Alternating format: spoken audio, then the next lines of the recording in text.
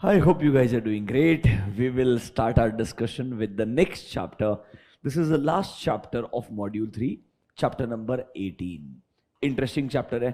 पहली बार आईसीआई के मॉड्यूल में ऐसा कोई चैप्टर उन्होंने इंक्लूड किया है. क्यों इंक्लूड किया है आपको ये भी बोलता हूँ. फिर ऑब्वियसली कैसे इंक्लूड किया है, किधर से कॉपी पेस्ट किया है, ये भी आपको पता होना चाहिए. And how much time you need to really required to spend on this chapter, वैसे डिस्कशन करेंगे. We will need maximum 2 lectures. बहुत छोटा सा चैप्टर है आइडियली. अभी के लिए ऐसा मान के चलिए ईएसजी का इंट्रोडक्शन है इन द सीए करिकुलम एक तरीके से. Now what is ESG, what exactly is expected from chapter number 18. देखो, दुनिया भर के अंदर सस्टेनेबिलिटी के रिगार्डिंग रिपोर्टिंग रिक्वायरमेंट्स बढ़ते जा रहे हैं. लाइक फॉर एग्जांपल, जब आज आप एनुअल रिपोर्ट्स बनाते हैं, हमारे सेबी जो रेगुलेटर है उनकी भी रिक्वायरमेंट्स है कि आप लोग अपने एनुअल रिपोर्ट्स में एक इंटीग्रेटेड अप्रोच फॉलो करें. What is this integrated approach? कि आप लोग जो अपने फाइनेंशियल्स को रिपोर्ट कर रहे हैं उनके साथ साथ में ही ESG, that is environment, social and governance, इन तीनों चीजों को इक्वली इंपॉर्टेंस दें. और इन तीनों चीजों के रिगार्डिंग जो आपकी रिपोर्टिंग है वो आपके एनुअल रिपोर्ट के अंदर ही आने चाहिए, फाइनेंशियल्स के साथ में रिपोर्ट होने चाहिए. देखिए, आज तक ना दुनिया भर में जब हम एक बिजनेस को इवैल्यूएट करते थे, मेन ऑब्जेक्टिव क्या था? फाइनेंशियली ये बिजनेस कितना बढ़िया कर रहा है. If it is doing fine, it is worth investing. That was the only way we used to decide whether we should invest money in a business और नॉट. अगर आपको थोड़ा बहुत भी बीसी के याद है, एक डेफिनेशन था triple bottom line, PPP. Profit के अलावा प्लैनेट एंड पीपल, बाकी दोनों लोग भी इक्वली इंपॉर्टेंट है. सिर्फ प्रॉफिट एक इंपॉर्टेंट तरीका नहीं होगा डिसाइड करने का should we invest money in a business और नॉट. तो ट्रिपल बॉटम लाइन क्या बोलता है? प्रॉफिट के साथ साथ में 2 बॉटम लाइन और है. How thoughtful business is towards the society, that is towards the people, and how thoughtful business is towards the environment. ये दोनों पीस भी इक्वली इंपॉर्टेंट है. तो ये जो आपका एनवायरमेंट, सोशल गवर्नेंस है, environment is E part, that is आप पोल्यूशन को कितना कंट्रीब्यूट करते हो, नेचुरल रिसोर्सेज का कितना इस्तेमाल करते हो, क्या आपके प्रोडक्ट्स एनवायरनमेंट के अंदर सस्टेनेबल हैं या एनवायरनमेंट को डैमेज कर रहे हैं from the future point of view. Ideally वो रेलेवेंस हो गया ई का. Social is towards the society, जो आपके पास में ह्यूमन कैपिटल है या जो आपके कस्टमर बेस है, जो आपके सप्लायर्स है, उनको आप कैसे ट्रीट करते हो. एम्प्लॉयज का आपका let's say mixture of male female ratio कितना है, एम्प्लॉयज को ट्रेन करते हैं कि नहीं करते हैं. मतलब टूवर्ड्स सोसाइटी आपके जो भी रिक्वायरमेंट्स है, आपके जो भी एक्सपेक्टेशंस है बिजनेस के, वो आप फुलफिल करते हैं कि नहीं करते. एंड गवर्नेंस इज कंप्लायंस, क्या आप अच्छे तरीके से रूल्स बना करके एथिकली बिजनेस चलाते हैं क्या, लॉज एंड रेगुलेशन को कंप्लाई करते हैं क्या, कोई भी अनएथिकल प्रैक्टिसेस तो फॉलो नहीं करते हैं. That is your governance. Basically ESG 3 important words है. पहले इन तीनों वर्ड को समझने का ट्राई करेंगे, फिर इनके रिगार्डिंग क्या रिक्वायरमेंट्स है. एक तरीके से मान के चलिए it's like a novel. What is ESG बताएंगे.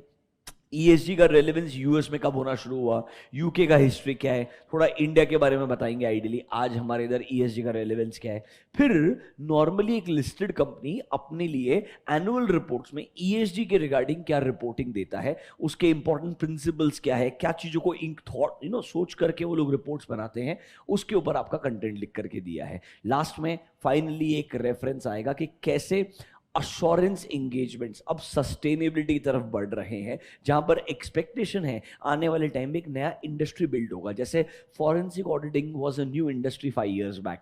सो अब जाके यहां से आने वाले 5 साल के अंदर ऐसा मान के चलिए सस्टेनेबिलिटी रिपोर्टिंग, क्या ये बिजनेसेस सस्टेनेबिलिटी स्टैंडर्ड्स को फॉलो करते हैं कि नहीं करते, ये चेक करके अश्योरेंस रिपोर्ट देना. ऐसे नए एंगेजमेंट्स आने शुरू हो जाएंगे. उसके लिए नए स्टैंडर्ड्स भी ऑलरेडी आ चुके हैं. इंटरनेशनल स्टैंडर्ड आया था, फिर इंडिया ने भी रिसेंटली एक स्टैंडर्ड को अडॉप्ट किया है. ये सब ओवरव्यू आपको इस चैप्टर 18 में मिलेगा. So this is basically introduction to ESG for you guys. Simple शब्दों में, अगर ये चैप्टर ना पढ़ाऊं और अगर एक्चुअली रिलायंस का या कोई बड़ी 5 कंपनी का एनुअल रिपोर्ट निकाल के आपको वो पढ़ा दूं, कंटेंट मैच होने वाला, कोई डिफरेंस नहीं है. उनका प्रेजेंटेशन थोड़ा और बेटर है, no offence, because obviously they have hired people जिनका फुल टाइम काम ही है सिर्फ ये रिपोर्ट्स बना करके देना. आपको बहुत हायर लेवल पे जाना है, गो टू एप्पल, मतलब उनके इन्वेस्टर रिलेशनशिप के वेबसाइट के ऊपर जाइए, वहाँ पे ESG का सेपरेट हेड रहेगा. और ESG रिगार्डिंग रिपोर्टिंग वो आज से नहीं, लास्ट 7 साल से करते आए. मतलब it's been more than 7-8 years. Because जितना बड़ा कंपनी होता है उतने अलग अलग इन्वेस्टर्स को उसको एंगेज रखना पड़ता है. तो यूएस में एंड यूरोप में ऐसे इन्वेस्टर इन्वेस्टर ग्रुप्स बन गए जो बोलते थे एक बिजनेस पैसा कमा रहा है, दैट इज नॉट सफिशिएंट, क्या वो ईएसजी कंप्लायंसेस कर रहा है कि नहीं कर रहा है, वो इक्वली इंपॉर्टेंट है। तो obviously Apple is in terms of market cap one of the biggest companies in the world, तो उनके लिए तो ईएसजी बहुत रेलेवेंट काफी पहले हो गया था। रादर रिलायंस टारगेट कर रहा है 2035 में कार्बन न्यूट्रल होने का, मतलब Apple is already carbon neutral technically if you ask me in their business front. They are just trying कि हमारे सप्लायर्स और जो बचा सप्लाई चेन है उसको भी हम कैसे नेट कार्बन जीरो बना दे आइडियली। वो टारगेट जो है एप्पल का वो 2030 का है, रिलायंस का खुद का इंडिविजुअल लेवल पे 2035 का है। Please understand there is a huge gap. Ideally हम दो इंपॉर्टेंट एप्पल्स को कंपेयर कर रहे हैं, एक इंडिया का एप्पल है और एक ऑब्वियसली दुनिया का ग्लोबल एप्पल है, बट स्टिल ये रेलेवेंस हमारे मॉड्यूल्स में अब जाकर के आया है। पर वैसे दुनिया के अंदर लास्ट 7-8 साल से ये बहुत इंपॉर्टेंट बन गया है। मुझे डेफिनेटली लगता है आने वाले 10 साल में इंडिया के लिए ये एक बहुत बड़ा इंडस्ट्री बन जाएगा। तो रीजन इज सिंपल, मैं आपको एक स्टेटमेंट दिखाऊंगा, वो स्टेटमेंट देख के आप थोड़ा शॉक हो जाएंगे। आज थोड़ा डिस्कशन ऐसा एनुअल रिपोर्ट्स पे होगा क्योंकि ऑब्वियसली इस चैप्टर को पढ़ाने का और कोई तरीका नहीं है, अदर वरना ईएसजी के आपको जो मैं सस्टेनेबल गोल्स वगैरह पढ़ाऊंगा तो वो तो लिखे हुए हैं कि पॉवर्टी को खत्म कर दो, इनकम का इक्विटेबल डिस्ट्रीब्यूशन कर दो, उसमें कुछ पढ़ाने लायक एट अ फाइनल लेवल है नहीं। But look at one interesting line which I wanted to show you guys. One second, बहुत इंटरेस्टिंग लगा मेरे को, मतलब how one of the biggest companies of India is writing this. Reliance 2022-2023 annual report, just read this part. As the Amrut Kal unfolds, India will witness an unprecedented, just one second, unprecedented explosion in economic growth and opportunities. From a $3 trillion economy, India will grow to $40 trillion by 2047. Are you understanding? If India becomes a $40 trillion economy, matlab you can't even imagine how much money will flow. And obviously, it is not impossible. मतलब again, एक leader बोलने के लिए नहीं बोलेगा, I am sure statistical numbers ऐसे fit होते होंगे in terms of growth factor को लेते हुए कि जिस स्पीड से हम ग्रो कर रहे हैं, रादर ये तो लोग बोल ही रहे हैं ऑलरेडी दैट जिस स्पीड से हम ग्रो कर रहे हैं प्रॉब्ली 3 ट्रिलियन के बाद में जो पहला वाला अगला 4 ट्रिलियन है, मतलब ऐसा लोग बोलते हैं 1 ट्रिलियन के लिए इंडिया को 60 साल लगा, 60 ईयर्स, सेकेंड ट्रिलियन के लिए 8 साल लगा, थर्ड ट्रिलियन के लिए 7 साल लगा, मतलब यहां से आगे जो नंबर है वो और कम होते जाएगा। They are expecting after 5 to 7 years every year 2030 के बाद में एवरी ईयर 1 ट्रिलियन से हमारा नंबर बढ़ते जाएगा। So obviously reaching 40 by 2047 is not really a big deal because after 2030 से 47 मतलब हर 17 साल में 1 साल से ट्रिलियन से बढ़ने वाले हैं अपन टेक्निकल टर्म्स के अंदर। सो मतलब it is not impossible and obviously थोड़ा सा एग्जैजरेटेड है, but it is not impossible. We can't say it is not possible at all because US ने similar growth experience किया था। मतलब जब एक बार ऐसा हो गया था कि 1960s 1970s के बाद में जब यूएस इकोनॉमी दुनिया का one of the most important economy बनना शुरू हो गया, उसके बाद में आपके पास पैसे का जो फ्लो है दुनिया भर से इतना होता है क्योंकि देखो चाइना का बड़ा कंपनी है वो लिस्टिंग के लिए यूएस जाएगा, चाहे वो यूरोप का कोई बड़ा कंपनी है वो लिस्टिंग के लिए यूएस जाएगा। तो सिंपल है, if you become the home ground for all big corporates obviously money starts flowing beyond our expectation. तो अगर ऐसा होगा, जस्ट इमेजिन एनवायरमेंट का कितना एक्सट्रीम एक्सप्लॉयटेशन हो सकता है, सोशल गवर्नेंस कितने इक्वली इंपॉर्टेंट बन जाएंगे। इसलिए ईएसजी अपने आप में एक बहुत बड़ा इंडस्ट्री बन के उभरेगा, there is no doubt about this. Rather इसके ऊपर आज की तारीख में यूरोप एंड यूएस बहुत सीरियस है, मतलब जेन्युइनली बहुत सीरियस है। अब पढ़ेंगे भी ना तो मेजोरिटी लोग जो इन्वॉल्व है वो यूरोपियन ही है। मतलब नॉर्वे के एक प्राइम मिनिस्टर है, उन्होंने एक रिपोर्ट बनाया था कि सस्टेनेबिलिटी इंपॉर्टेंट है,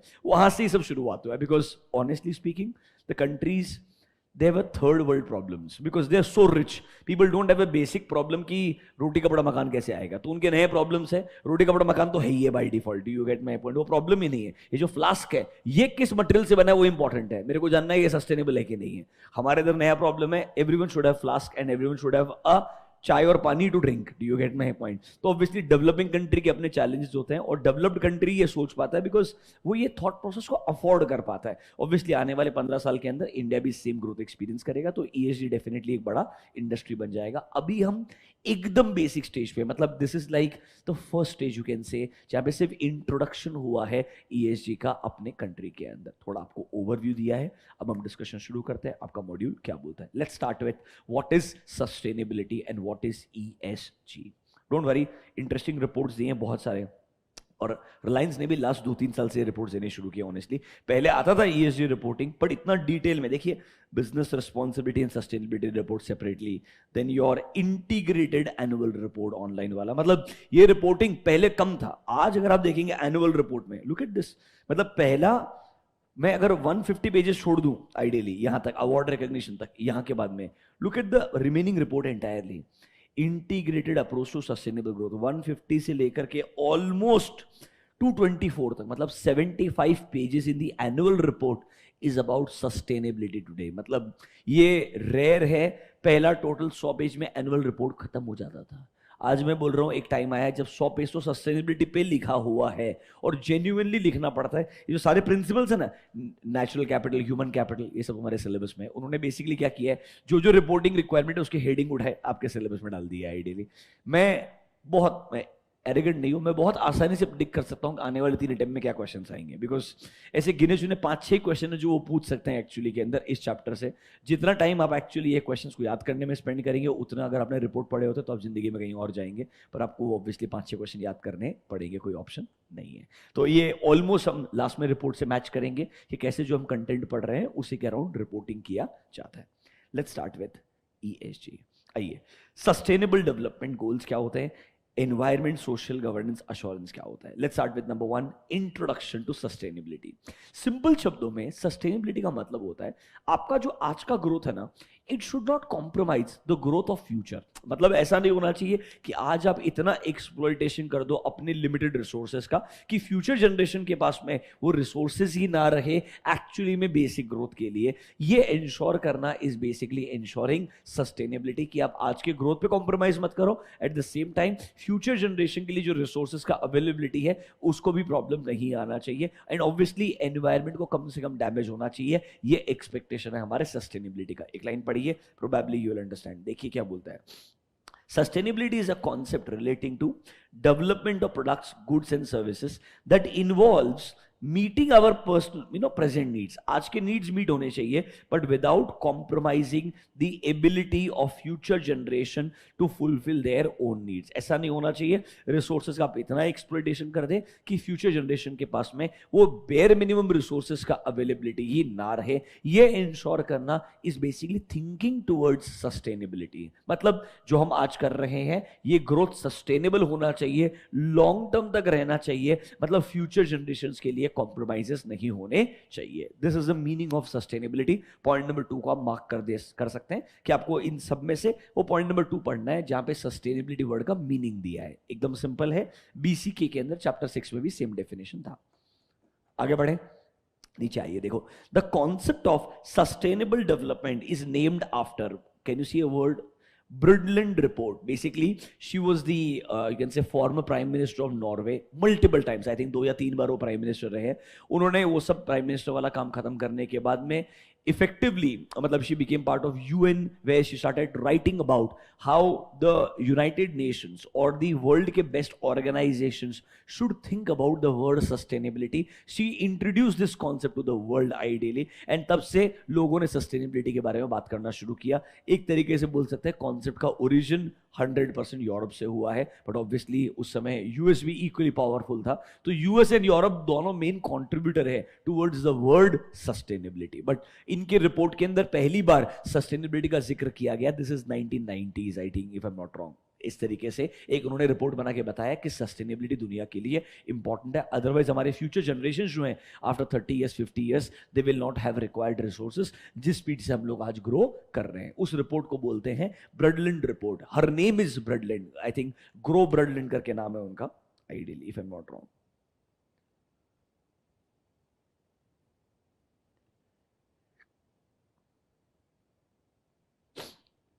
नॉर्वे की फॉर्मर प्राइम मिनिस्टर है। She has been the prime minister at least 3 terms as the prime minister of Norway, and then eventually she started writing and talking more about sustainability. इस तरीके से उनका एक report बन गया है जिसने सस्टेनेबिलिटी के बारे में बात की है। ठीक है, आपको पता होना चाहिए किसने कॉन्सेप्ट इंट्रोड्यूस किया था। बाकी उनके जिंदगी के बारे में पढ़ना चाहे तो विकिपीडिया पे इनफ कंटेंट मिल जाएगा।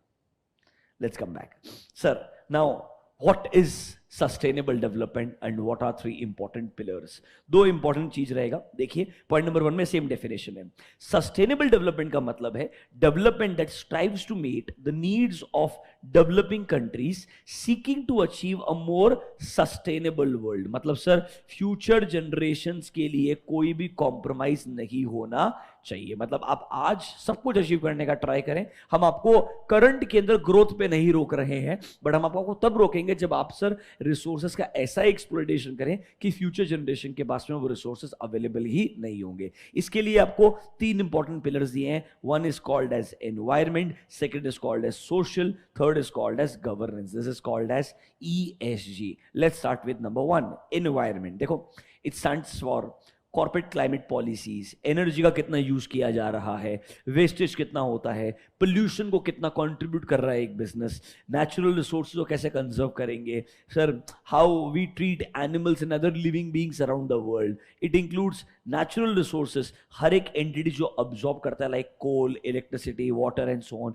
ये सबका रिपोर्ट्स बना के आपको देना पड़ेगा। बेसिकली दुनिया को बताना पड़ेगा मैं अगर RIL हूं, how much water resources I am actually consuming, how much electric resources I am actually consuming, कैसे मैं एटलीस्ट खुद का कैप्टिव कंजम्पशन के लिए खुद से डेवलपमेंट कर रहा हूं ताकि मैं जो दुनिया के रिसोर्सेज है उन्हें कम से कम यूज करूं। ये क्या बोलते हैं, तुम रिसोर्सेज यूज कर रहे हो बढ़िया है, बट कम से कम ऐसा कुछ करो जिससे या तो दुनिया के लिए नए रिसोर्सेज क्रिएट करो या सर उनके रिसोर्सेज का यूसेज कम होते जाए, खुद के आपके कैप्टिव कंजम्पशन मतलब सेल्फ खुद जनरेट करो, फिर उन रिसोर्सेज को आप यूज करिए आइडियली। ये हमारा थॉट प्रोसेस है टुवर्ड्स ESG। सो एनवायरमेंटल रिसोर्सेज का आप कैसे इस्तेमाल कर रहे हैं, कितना इस्तेमाल कर रहे हैं, उस पर reporting is your element number E, number 1।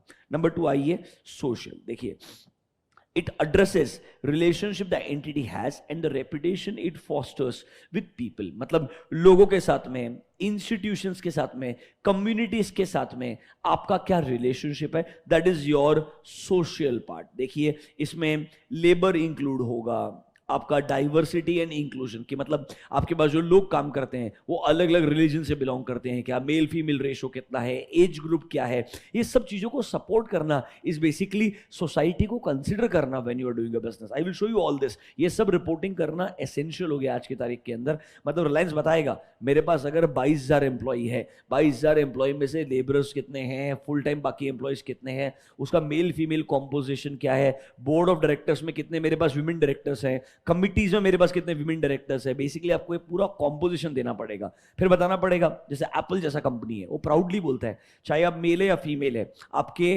Payroll पे उसका कोई इंपैक्ट नहीं आता है। मतलब we follow 1:1 policy when it comes to male female ratio, 1:1 policy when it comes to payment. चाहे आप यूएस के लोकल पर्सन है इसलिए आप मेरे पास काम करते हैं, या आप इंडिया से आकर के यूएस के एप्पल के अंदर काम करते हैं, तब भी हम आपको सेम सैलरी पे करते हैं। We don't give any preference to a local person. इस तरीके का रिपोर्टिंग से क्या होता है, कंपनी कितना सोसाइटी को कंसीडर कर रहा है इंपॉर्टेंट ये पता चलता है। ऐसे reporting requirements in ESG norms की वजह से आए हैं। सो E is environment, S is your society. इसमें आपका एम्प्लॉय रिलेशन एक इंपॉर्टेंट पार्ट बनता है। थर्ड वन देखिए गवर्नेंस। ये अच्छा है, यहां पर आपके इंटरनल कंट्रोल्स जो आप अडॉप्ट करते हैं ताकि आप इफेक्टिव इन्वेस्टमेंट डिसीजंस, मतलब आप जो भी इन्वेस्टमेंट्स कर रहे हैं क्या सर वो नेचुरल रिसोर्सेज को एक्सप्लॉइट तो नहीं कर रहे हैं। लाइक आपको क्लासिक एग्जांपल बोलता हूं, अब बिजनेस जो एक्चुअली ESG में फिट ही नहीं होता है, मतलब आज की तारीख में बहुत स्ट्रॉन्ग तरीके से होता है बट वो ESG में फिट ही नहीं होता। माइनिंग, अब माइनिंग की वजह से क्या हो रहा है, आप नेचुरल रिसोर्सेज को एक्सट्रैक्ट कर रहे हो। माइनिंग का बिजनेस ही एक है, गड्ढा खोदने का, जमीन में से जो रिसोर्सेज बाहर निकालने का है। अब unless this mining is essential कि भाई ऑन अ डेली बेसिस अगर ये माइनिंग नहीं किया तो लोगों की जिंदगी रुक जाएगी, तो हम मानते हैं इंपॉर्टेंट है। बट आज की तारीख में फॉर एग्जांपल मार्बल का माइनिंग समझ लीजिए, यूरोप के अंदर एक्चुअली इटालियन मार्बल, मतलब यूरोप से मेजोरिटी मार्बल दुनिया भर के अंदर जाता है। जस्ट इमेजिन यूरोप में ऑलरेडी गांव जो आपके कंट्रीज है वो बहुत छोटे छोटे हैं, पॉपुलेशन बहुत लिमिटेड है आइडियली, वहां के लोग highly sensitive to the environmental changes. वहां पर जिस स्केल से आज भी माइनिंग होता है,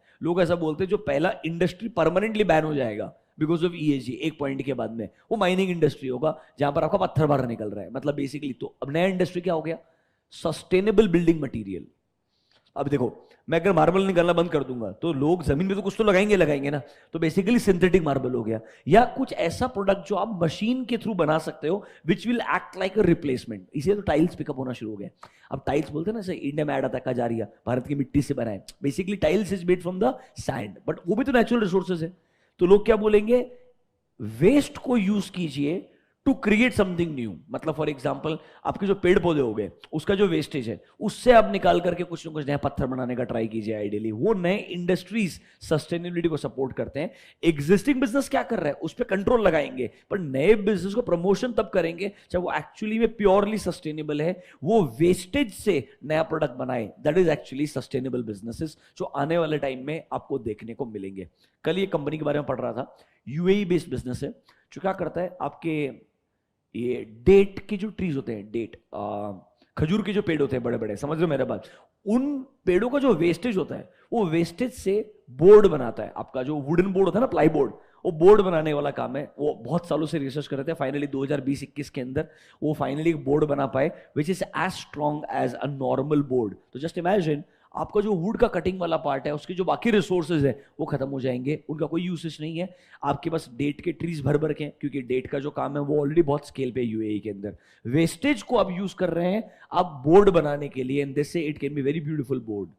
अल कुछ तो नाम था यार, अल ताहा बोर्ड नाम था ऐसा, मतलब मैं आपको लिंक्स भेज दूंगा रेफरेंसेस के लिए। बट ऐसे बिजनेसेस नए नए पिकअप हो रहे हैं जो आइडियली ट्राई कर रहे हैं कि हम कैसे परफेक्ट सस्टेनेबिलिटी के डेफिनेशन में फिट होंगे ideally, and obviously if they pick up ideally, क्योंकि आपके पास स्क्रैप का वेस्टेज भर भर के है, लोगों का कंजम्पशन प्लाईबोर्ड का बहुत ज्यादा है, तो क्यों ना इसका एक अच्छा फिट बनाया जाए, एक अच्छा मैकेनिज्म बनाया जाए आइडियली। तो मतलब इस तरीके से गवर्नेंस आपके लिए भी इक्वली इंपॉर्टेंट हो जाएगा, जहां पर आप बोलते हैं आपके फ्यूचर के इन्वेस्टमेंट डिसीजंस क्या होने चाहिए, इफेक्टिव होने चाहिए। You should comply with laws and regulation, you should meet the needs of all the stake holders. ये सब एक्सपेक्टेशन है ईएसजी का। एक मिनट स्पेंड कीजिए, read basic meaning of environment, social and governance.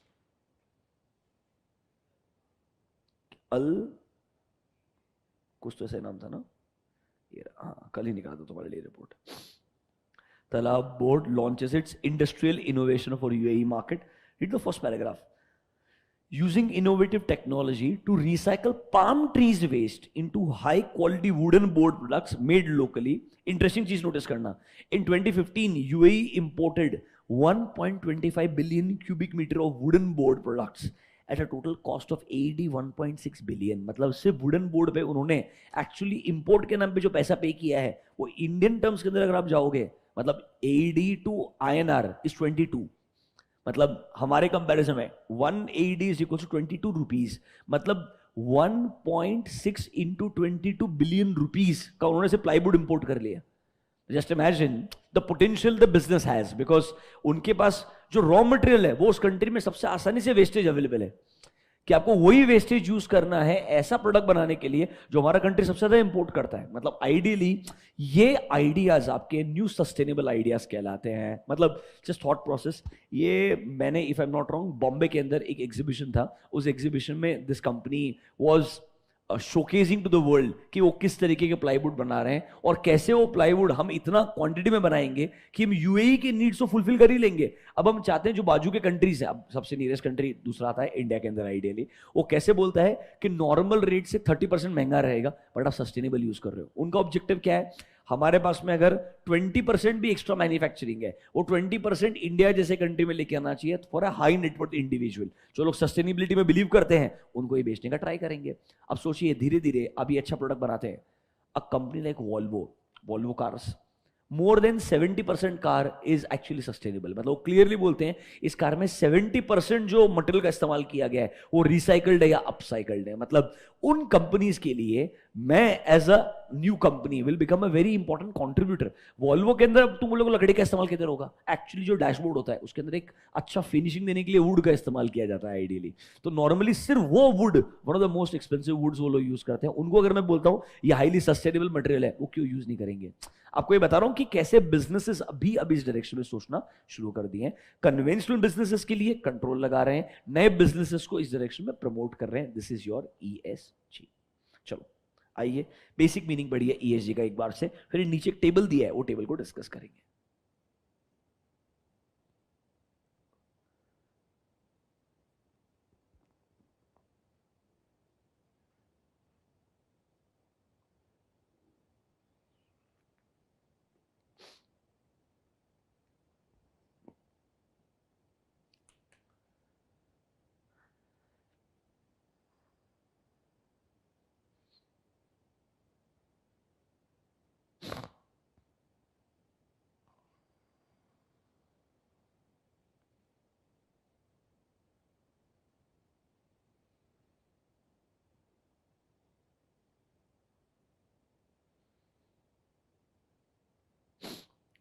पढ़ा आपने?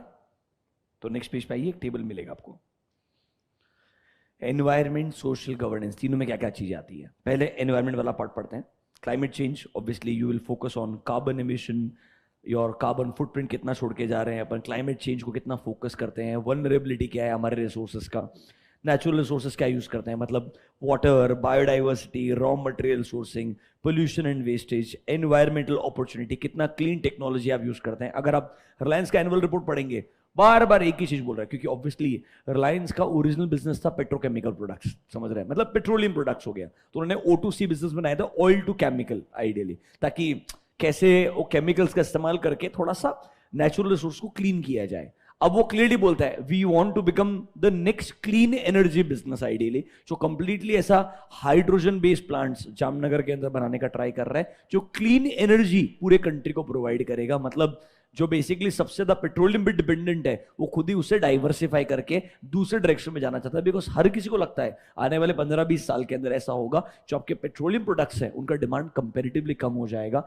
डिमांड कम हो जाएगा से ज्यादा क्या है, जो सिंपल चीज है, पेट्रोलियम प्रोडक्ट्स को मैं यूज किस चीज में करता हूं, जो मेरे डे टू डे चीजें उसके अंदर। अब अगर वही products, for example just imagine your cars, if the number of EVs are sold more, where will you use a petroleum product. So मतलब सिंपल चीज है, जब मेरे प्रोडक्ट्स का यूज करने के लिए बाकी प्रोडक्ट्स ही कम हो जाएंगे, तो इस प्रोडक्ट का डिमांड ऑटोमेटिकली कम हो जाएगा, बिकॉज इसकी वजह से आज लोकल लोग का एक्सप्लॉयटेशन बहुत होता है, नेचुरल रिसोर्सेज लिमिटेड हर किसी को पता है, तो उस पर डिपेंडेंसी क्यों होनी चाहिए। तो बेसिकली रिलायंस जैसे बिजनेस है तो आज की तारीख में सिंपल ऑब्जेक्टिव है, कैसे मैं सोलर एनर्जी, हाइड्रोजन, मतलब बेसिकली क्लीन एनर्जी को इतना ज्यादा सपोर्ट करूंगा कि आने वाले टाइम के अंदर मेरा डिपेंडेंसी ऑन पेट्रोलियम बिजनेस ना के बराबर हो जाना चाहिए। ऑब्वियसली यहां से 7 साल का 10 साल का प्लान रहेगा, बाय 2030 बाय 2035 रिलायंस ये बनने का ट्राई करेगा, बट आज इन्वेस्टमेंट्स करेगा उस डायरेक्शन में, तभी तो वहां पहुंचेगा। एंड ऑब्वियसली अगर वो हाफ वे डाउन भी प्रूव कर पाता है that we are moving as expected ideally, valuations will go skyrocket again. मतलब आज वो इनके वैल्यूएशंस में इंक्लूडेड नहीं है, आज सिर्फ इन्वेस्टमेंट्स है। नाउ जब वो इन्वेस्टमेंट थोड़े फ्रूटफुल होंगे, थोड़े लॉजिकल लगेंगे कि उनका इंफ्रास्ट्रक्चर बिल्ड हो रहा है कंट्री के अंदर, एक्चुअली उन प्रोडक्ट से पैसा आएगा। जैसे जियो ने जब एक्चुअली प्रूव कर दिया मार्केट के अंदर कि वो सर्वाइव कर पाएगा, वो सस्टेन करेगा, तब जाके जियो को वैल्यूएशन मिला, तब जाके वो जियो का वैल्यूएशन रिलायंस के अंदर आया आइडियली, वरना रिलायंस में वैल्यूएशन नहीं आता था। अच्छा, एक बहुत बड़ा क्वेश्चन है, जियो फाइनेंशियल सर्विसेज को डीमर्ज कर दिया, बराबर है, RIL से निकाल के अलग से लिस्ट कर दिया, वो भी क्यों कर दिया? आंसर आपको एनुअल रिपोर्ट में मिलेगा, क्योंकि बोर्ड ऑफ डायरेक्टर्स को लगता है financial, that is NBFC sector is one of the very important sectors for India's growth story. अगर मैं RIL के अंदर उस जियो फाइनेंशियल को रखता हूं तो रेगुलेटर के ऐसे बहुत सारे रिक्वायरमेंट रहेंगे जो RIL फुलफिल नहीं कर पाएगा, क्योंकि ultimately Jio financial will be part of RIL, क्योंकि वो सेपरेटली लिस्टेड नहीं है। तो कहना ही से जब रेगुलेटर बोलेगा तो रिक्वायरमेंट जियो को तो एप्लीकेबल है, साथ साथ में RIL को भी रेलेवेंट है। अब RIL इतना डाइवर्सिफाइड बिजनेस है कि रेगुलेटर की हर गाइडलाइन को फुलफिल कर ही नहीं पाएगा, इसीलिए पहली बार एक बिजनेस को उसने स्प्लिट कर दिया, क्योंकि उनको लगता है वो बिजनेस इंडिपेंडेंटली बेटर ग्रो कर सकता है rather than being included in RIL। Otherwise मैं नॉर्मल जियो को क्यों नहीं स्प्लिट किया, नॉर्मल रिटेल बिजनेस को स्प्लिट क्यों नहीं किया? क्योंकि वो कलेक्टिवली रन हो सकता है। जो बिजनेस कलेक्टिवली रन होने के बजाय इंडिपेंडेंटली बेटर रन होगा, इसलिए उसका डीमर्जर किया है। अब लोग ये नहीं सोचते वो डीमर्जर क्यों हुआ, लोग बोलते हैं बस जियो लिस्ट हो गया। जियो लिस्ट नहीं हुआ, जियो फाइनेंशियल सर्विसेज लिस्ट हुआ है, जो एक छोटा सा पार्ट है, वो भी बहुत स्ट्रेटेजिक तरीके से किया गया है, क्योंकि उसको अलग करना जरूरी था। अदरवाइज वो बजाज फाइनेंस जैसा बड़ा नहीं बन पाएगा कभी भी, क्योंकि रेगुलेटर के NBFCs को लेकर के गाइडलाइंस बहुत स्ट्रांग होते हैं कंपैरेटिवली। आपको अगले चैप्टर में वही पढ़ाएंगे, डोंट वरी। अभी के लिए ये एक लिस्ट दिया है उन्होंने आपको। एनवायरमेंटल, सोशल के अंदर देखिए आपका ह्यूमन कैपिटल आएगा, प्रोडक्ट सेफ्टी, केमिकल सेफ्टी आएगा, स्टेक होल्डर के बारे में आएगा, सोशल अपॉर्चुनिटी आएगा। मतलब एक लिस्ट बना के दिया है कि जनरली इन चीजों को हम लोग कंसिडर करते हैं। एक मिस्टेक हो गया है, इस चीज को कट कर दीजिए, गवर्नेंस वाले पार्ट को कट कर दीजिए, कॉपी पेस्ट में गलती हो गया है। I will share this with you. Normally this is the governance what we need to talk about.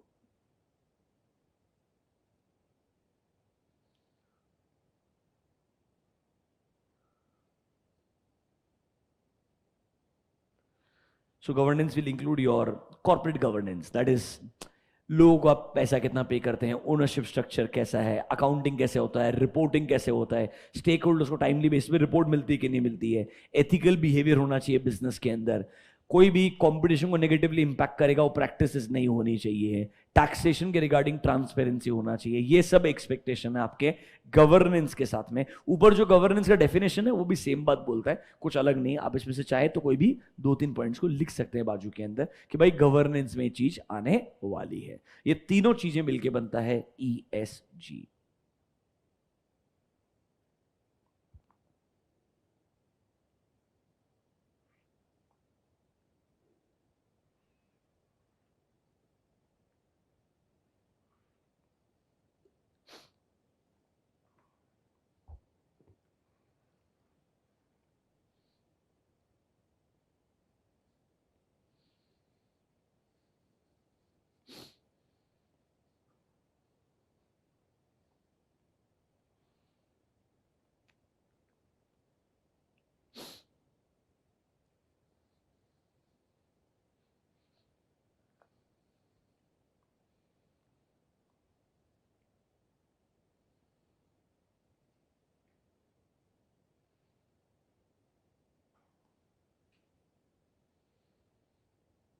Recording students, आपके लिए बुक्स में करेक्शन कर दिया है तो आपको ये लिखने का जरूरत नहीं पड़ेगा, it's already being corrected, don't worry.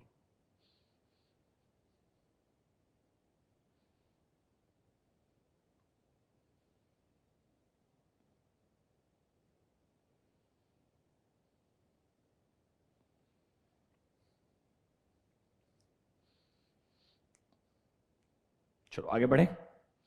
एक तरीके से ये आपका इंट्रोडक्शन था। अब बोलता है ऑब्वियसली जब आप ESG पे रिपोर्ट्स बनाएंगे, include both quantitative as well as qualitative aspects. मतलब आप क्वांटिटेटिव नंबर्स भी प्रेजेंट करें एज वेल एज क्वालिटेटिव, मतलब अपना स्ट्रेटेजी क्या है, फ्यूचर के पॉलिसीज क्या है, कैसे इन चीजों को इंप्रूव किया जाएगा, वो दोनों चीजों को इंक्लूड करें। मतलब sir when you make respective ESG reports, I will show you few examples, वहां पर quantitative as well as qualitative both aspects का मिक्सचर आपको यूज करना होगा। आपके फ्यूचर के स्ट्रेटेजीज भी लिखिएगा, एट द सेम टाइम आज का प्रेजेंट सिचुएशन क्या है ये भी बताइएगा। देखिए क्या बोलता है, both qualitative reports tend to describe your strategy and policy, as well as quantitative will define your important numbers और key performance indicators कि हम किस एरिया में अच्छा परफॉर्म कर रहे हैं एंड किस एरिया में बुरा परफॉर्म कर रहे हैं। लाइक फॉर एग्जांपल अगर आप रेफरेंस के लिए देखना चाहेंगे,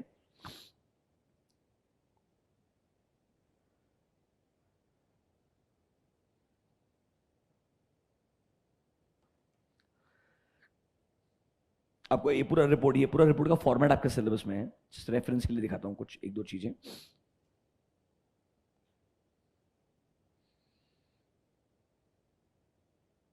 देखो अभी आपका एक रेस्पेक्टिव ESG के लिए सेपरेट कमिटी है, वो ESG के स्पेसिफिक कमिटी में कौन कौन लोग आते हैं पहले उनका रेफरेंस।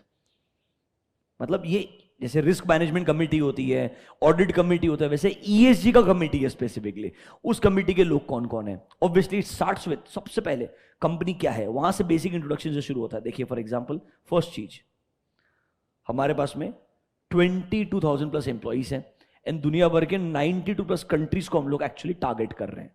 अब ऑब्वियसली बात करेगा हमारे प्रोडक्ट्स के अंदर, सबसे पहले what is the name of the company, कब से कंपनी काम कर रहा है, बेसिक इंट्रोडक्शन। मतलब अगर आप ये रिपोर्ट क्यों बनाए पता है क्या, someone will be interested not looking at the financial numbers।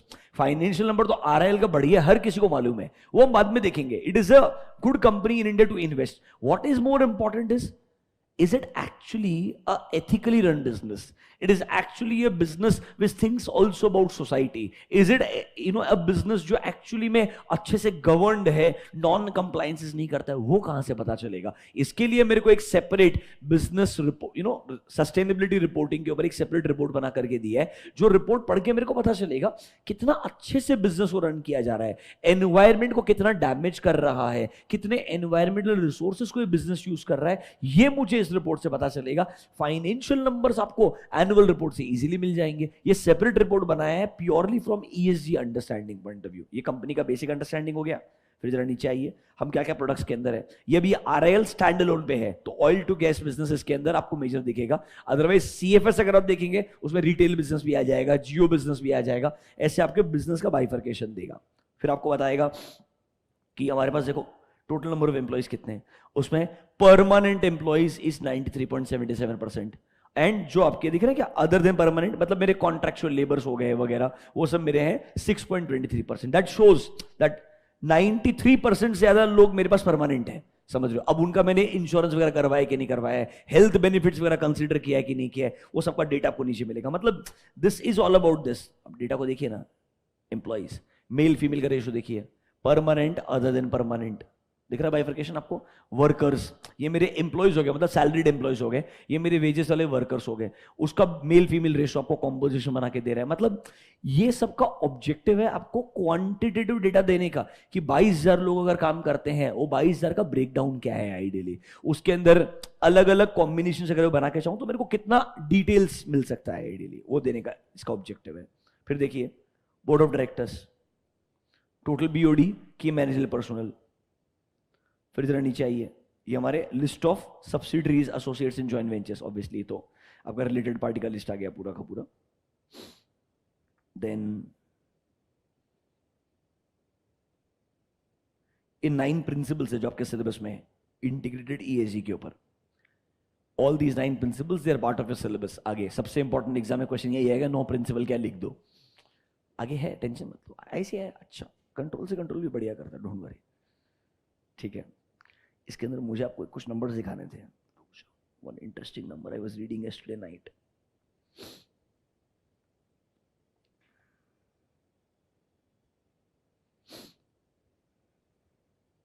to provide goods and services in a manner that is sustainable.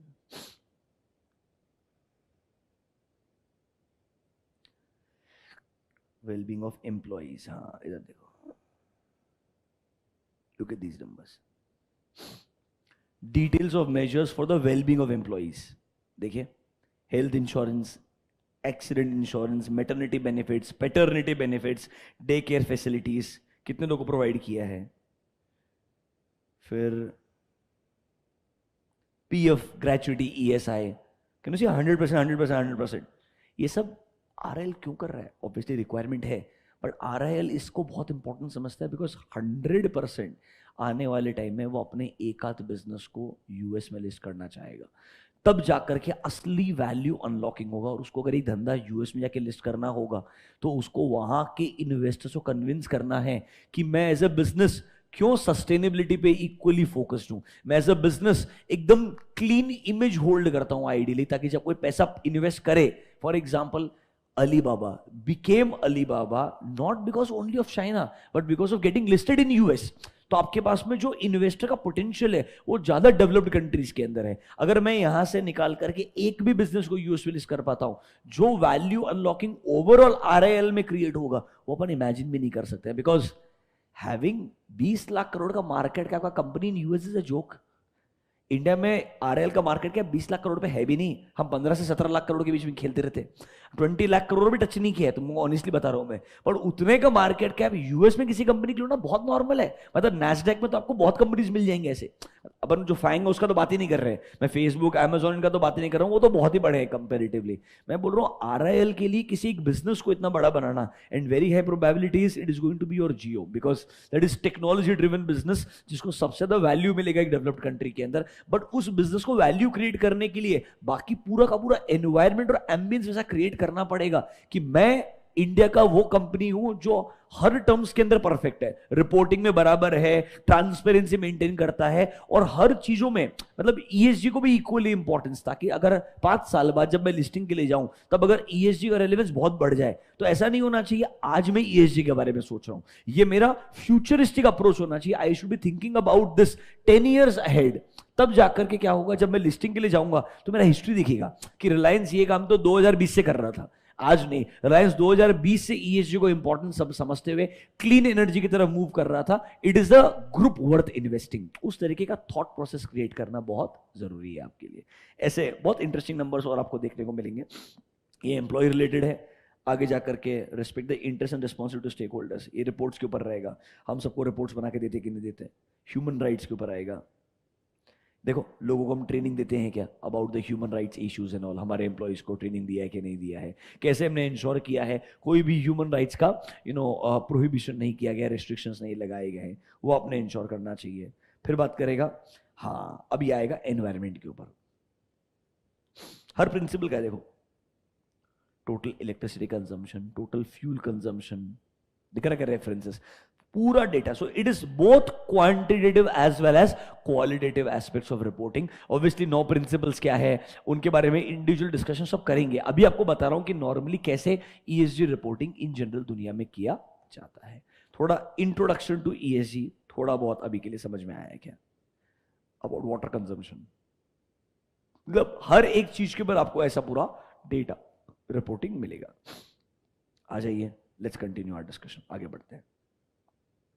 अभी के लिए मीनिंग ऑफ ईएसजी क्लियर है। हम एक मिक्स्ड अप्रोच फॉलो करते हैं, मतलब जहां पर both quantitative as well as qualitative aspects को ईएसजी रिपोर्ट्स में इंक्लूड किया जाता है। This was introduction to the word ESG. अब अगला कॉन्सेप्ट आता है, इसको मार्क कीजिएगा, इंपॉर्टेंट, एसडीजी। एसजीडी नहीं है, एसडीजी है, बहुत कॉमन गलती होती है। सस्टेनेबल डेवलपमेंट गोल्स, इसमें इन्होंने 17 एसडीजीज का रेफरेंस दिया है नीचे। नॉर्मली हर बड़ा कंपनी ये 17 सस्टेनेबल डेवलपमेंट गोल्स के ऊपर अपने ईएसजी का रिपोर्ट देता ही देता है। एक तरीके से यूएन का रिक्वायरमेंट है कि हर एक बिजनेस ने इन 17 इंपॉर्टेंट गोल्स की तरफ क्या अच्छा काम किया है, क्या बुरा काम किया है, आपको रिपोर्टिंग करके देना पड़ेगा। देखिए, in 2015 sustainable development was adopted by all UN member states, a blueprint which was mentioned the sustainable development goals. There are 17 SDGs which considered an urgent call for action by all the countries. Her country को इन सब चीजों पे important है action लेना। देखिए, they recognize that by ending poverty and other deprivation must go hand in hand with the strategies that improves health, education, reduce inequality, economic growth को तो आप बढ़ाना चाहेंगे ही, at the same time climate change को भी अच्छे से tackle करना चाहेंगे। ऐसे 17 गोल्स बनाए। Let's read those 17। Number 1, there should not be any poverty in the world. देखो, अभी यूएन के अंदर जब बैठ के लिखते हो तो आप अच्छा ही लिखते हो, obviously you are thinking the best part. आप ऑब्वियसली थोड़ा इमेजिनेटिव भी हो जाते हो, मतलब इट्स लाइक दुनिया में सबसे बेस्ट क्या होना चाहिए, तब ऑब्वियसली चाहेंगे किसी भी कंट्री में पॉवर्टी नहीं होना चाहिए। There should be zero hunger, good health and wellbeing, अच्छा क्वालिटी एजुकेशन मिलना चाहिए, जेंडर के बेसिस पे डिस्क्रिमिनेशन नहीं होना चाहिए, क्लीन वाटर लोगों को मिलना चाहिए, एनर्जी जो हम यूज करते हैं ऑन डेली बेसिस वो अफोर्डेबल होना चाहिए, क्लीन होना चाहिए, अच्छा ग्रोथ मिलना चाहिए, हर इंडस्ट्री में बढ़िया से बढ़िया इनोवेशन होना चाहिए, बढ़िया इंफ्रास्ट्रक्चर होना चाहिए, जो लोगों में इनइक्वालिटीज है इन टर्म्स ऑफ इनकम वो कम हो जाना चाहिए, हमारे सिटीज, हमारे कम्युनिटीज सस्टेनेबल होने चाहिए, जो अपने आप के अंदर क्या कर सकते हैं, इंडिपेंडेंटली रन कर सकते हैं, किसी पे डिपेंडेंट नहीं होने चाहिए, रेस्पॉन्सिबल कंजम्पशन होना चाहिए, मतलब ऐसा नहीं होना चाहिए कुछ बिजनेसेस इतने नेचुरल रिसोर्सेज कंज्यूम कर रहे हैं just because they are rich, they cannot be consuming all the resources। अगर आरएल का बहुत पैसा है, इसका मतलब ये नहीं है एनवायरमेंट का उन्होंने एक्सप्लॉयटेशन करना चाहिए। क्लाइमेट एक्शन, मतलब how we are taking action towards understanding the climate change, कि अगर जो ग्लोबल वार्मिंग पिकअप हो रहा है, क्लाइमेट चेंज हो रहा है, उसको कैसे हमारे कंट्री में पॉजिटिव इंपैक्ट रहे, उसका इतना नेगेटिव इंपैक्ट ना आए, इसके लिए हम क्या कर रहे हैं। Next, life below water, it's about your fish and जो आपके I forgot the industry name, basically पानी के अंदर का जो इंडस्ट्री है, इंडस्ट्री मतलब जो लिविंग बींग्स है वो केयरफुली अच्छे रहने चाहिए, उनका लाइफ डिस्ट्रॉय नहीं होना चाहिए। लाइफ ऑन लैंड मतलब animals and all obviously human beings, peace, justice and strong institutions, and लोगों को दुनिया भर के साथ में आपने पार्टनरशिप करना चाहिए फॉर गुड सस्टेनेबल गोल्स। बहुत अच्छा सोच के लिखा है, ये 17 आपके सस्टेनेबल डेवलपमेंट गोल्स हैं। इंपॉर्टेंट है, आखिरी दिन एग्जाम में जाने से पहले एक बार आपने रीड करके जाना चाहिए, मतलब ठीक है, दीज आर योर गोल्स। खत्म हो गया एसडीजी। ऐसा अलग अलग चीज में से ढूंढने गए भाई क्या मेरे को एग्जाम के लिए पढ़ने का है, ऑब्वियसली ये सारे गोल्स आपको कंपनी की आज की तारीख में रिपोर्ट्स के अंदर 100% देखने को मिलेंगे। आप एप्पल में जाइए, आरआईएल में जाइए, go to any business, you will definitely get to see this. This is called as sustainable development goals. अभी गुड, अब आ जाओ आगे। Global trend in sustainable reporting, ये तो हिस्ट्री है, मतलब बेसिकली दुनिया भर में क्या हुआ, अलग अलग रिपोर्टिंग इनिशिएटिव्स आए, फिर आईएफआरएस ने क्या किया, आईएफआरएस के ट्रस्टीज ने क्या किया, उन्होंने नए बोर्ड्स बनाए, बोर्ड ने क्या किया, पूरी हिस्ट्री लिखी हुई है मस्त, यहाँ पे लास्ट में पढ़ेंगे, कोई ग्रेट नहीं है, एकदम आखिरी में एक बार रीडिंग करने के लिए, इट्स एंटायरली हिस्ट्री, कुछ काम की चीज नहीं है इधर। आ जाइए इंटीग्रेटेड रिपोर्टिंग, ये इंपॉर्टेंट मार्क कीजिएगा। जहां बढ़िया हेडिंग मिल गया ना, ऐसे 5 प्रिंसिपल, 6 प्रिंसिपल, 9 प्रिंसिपल मिल गए, उधर आपका आईसीए मस्त क्वेश्चन पूछेगा, इसको मार्क कर लीजिएगा, specific question. There are 6 Cs of integrated reporting. मतलब सर हम चाहते हैं, जब इंटीग्रेटेड रिपोर्टिंग का मतलब क्या है, वापस से एक बार आपको एक्सप्लेन करता हूं। दुनिया भर में लोग एनुअल रिपोर्ट्स बनाते हैं, पर जहां पर फोकस पूरे फाइनेंशियल्स पे होता है। अब ये बोलते हैं फाइनेंशियल रिपोर्ट के साथ साथ में बाकी एस्पेक्ट्स को भी इंटीग्रेट कर दो, मतलब ईएसजी को अलग मत करो, इंक्लूड ईएसजी के elements in the financial reports itself. There should be a common report, there should be a comprehensive report, एक ऐसा रिपोर्ट जिसपे सब कुछ आएगा। एक एग्जांपल देखना 1 मिनट के लिए, 6 की 6 लिस्ट तुम्हारे सामने है, ठीक है। Look at this report, this is the annual report of RIL, बराबर है। Can you see integrated approach to sustainable growth? Look at your NHMIS, तुम्हारा बुक में देखो headings, natural capital, human capital, manufactured capital, intellectual capital, social capital. दिख रहा है क्या आपको लिस्ट? दिख रहा है क्या? एक ही नहीं रहेगा इसमें फाइनेंशियल, क्योंकि उसके ऊपर तो पूरी रिपोर्ट है। आई मीन फाइनेंशियल कैपिटल में तो पूरी एनुअल रिपोर्ट हमेशा से थी ही।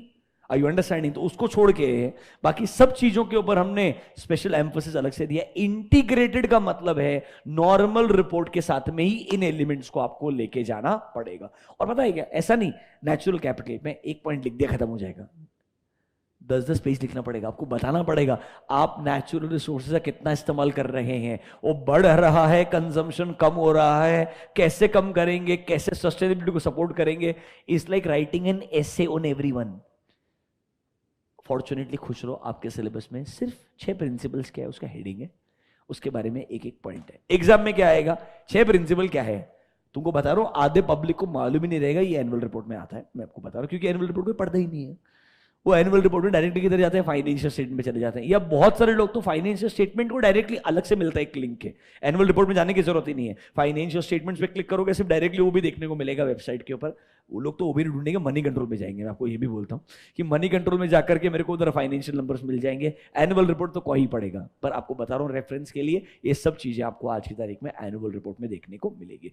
इंटीग्रेटेड रिपोर्टिंग मतलब in the financial reports also includes other aspects. तो ये 6 इंपॉर्टेंट प्रिंसिपल्स बोलता है, उसमें फाइनेंशियल प्रिंसिपल तो सबसे इंपॉर्टेंट था ही, बाकी 5 प्रिंसिपल को भी अब आपको फोकस करके इंक्लूड करना पड़ेगा। Let's start with the first one, financial capital. Obviously आपके पास में फंड्स कहां से आता है, उसको आप कैसे यूज करते हैं in the production of goods and services. Basically आपको यही बताने का है हम पैसा कहां से रेस कर रहे हैं, कितना पैसे से मैन्युफैक्चरिंग कर रहे हैं, रेवेन्यू कैसे जनरेट कर रहे हैं, खर्चा कितना कर रहे हैं। That's basically your financial numbers. Number 2, sir आपने पैसा डेट के थ्रू रेस किया है, इक्विटी के थ्रू रेस किया है, या पैसे को अपने बिजनेस में री इन्वेस्ट करके आगे ग्रोथ कर रहे हैं, या इन्वेस्टमेंट्स के थ्रू, मतलब what ever it is the way, financial capital is आपके पास में फाइनेंस कैसे आया, उसका इस्तेमाल कैसे किया, इसके ऊपर रिपोर्टिंग करना is your financial aspect in the integrated reporting. सबसे आसान पहला वाला पॉइंट है। Is this clear to you?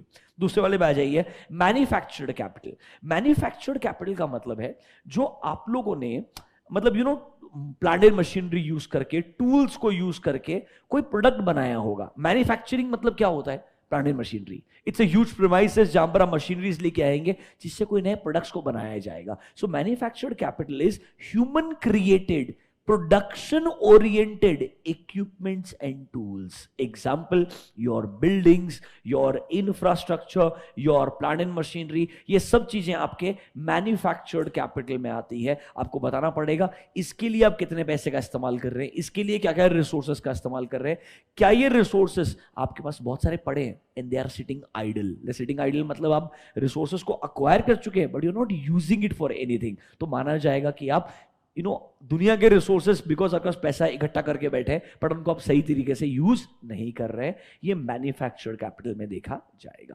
Number 3, natural capital. It's all about water, land, minerals, forest, biodiversity, ecosystem, ये सब कुछ हमारे नेचुरल रिसोर्सेज हो गए। वो नेचुरल रिसोर्सेज को अगर आप यूज करेंगे तो वो आपके लिए नेचुरल कैपिटल बन जाएगा।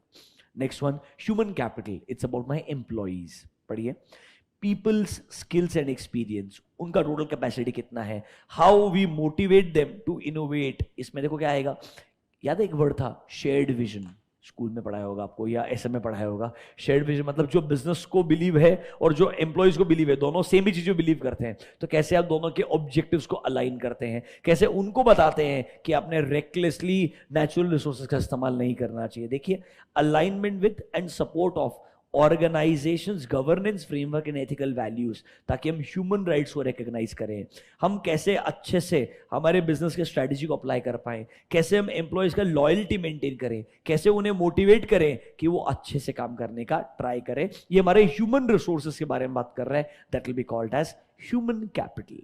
नीचे आएगा social, this is about the society. देखो, institution and relationship with in and between each community और ग्रुप ऑफ स्टेक होल्डर्स और अदर नेटवर्क्स। देखिए फॉर एग्जांपल, अब आप बहुत सारे सप्लायर से डील करोगे, आप RIL हो, you will have lot of suppliers, you will have lot of vendors, you will have lot of IT vendors. आप उनके वेलबींग के लिए क्या काम करते हो, उनको कहीं एक्सप्लॉइट तो नहीं करते हो, बिकॉज वो आपके लिए इंपॉर्टेंट कॉन्ट्रीब्यूटर्स है। फिर आप लेट्स से CSR के नाम पे क्या करते हैं, that is also social aspects. मतलब सोशल एस्पेक्ट में आपके वेंडर्स आएंगे, आपके एम्प्लॉइज आएंगे, आपका सोसाइटी की तरफ आउटलुक आएगा, सोशल वर्क आएगा टुवर्ड्स सोसाइटी, वो सब कुछ आपके सोशल कैपिटल का पार्ट बनेगा। इसमें हमारे कॉमन वैल्यूज, बिहेवियर, हमारा रिलेशनशिप, कैसे हम हमारे कस्टमर्स को प्रोटेक्ट करना चाहते हैं, सप्लायर्स को प्रोटेक्ट करना चाहते हैं, बिजनेस पार्टनर्स को प्रोटेक्ट करना चाहते हैं। बेसिकली एक सोसाइटी हमें लाइसेंस दे रहा है कि हम बढ़िया से काम करते हैं, इसीलिए हमने चलते रहना चाहिए। Basically society approving you, okay let RIL work, RIL is doing fine, this is your society's approval through a resources called as social resources. पढ़िए एक बार। लास्ट में आएगा इंटेलेक्चुअल कैपिटल, थोड़ा इनोवेशन के बारे में बात करेगा, R&D के बारे में बात करेगा।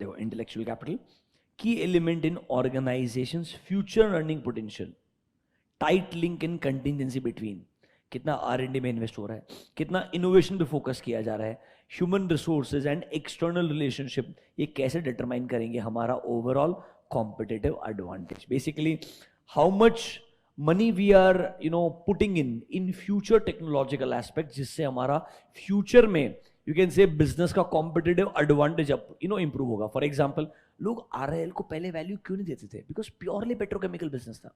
अब उनको लगा उस बिजनेस का सस्टेनेबिलिटी कितना है, 5 साल 10 साल, उसको वैल्यू देके क्या फायदा।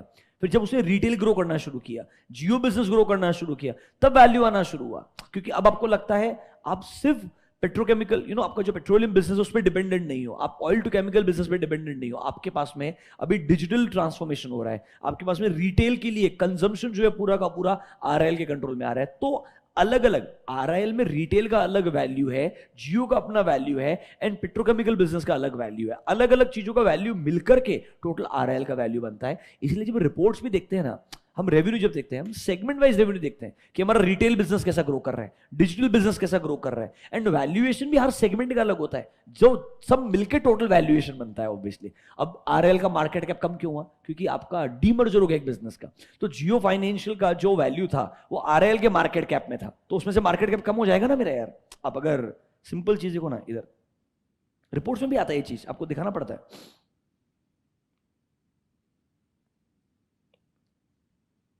देखो मार्केट कैप 21-22 में कितना दिख रहा है, 17,81,000 करोड़,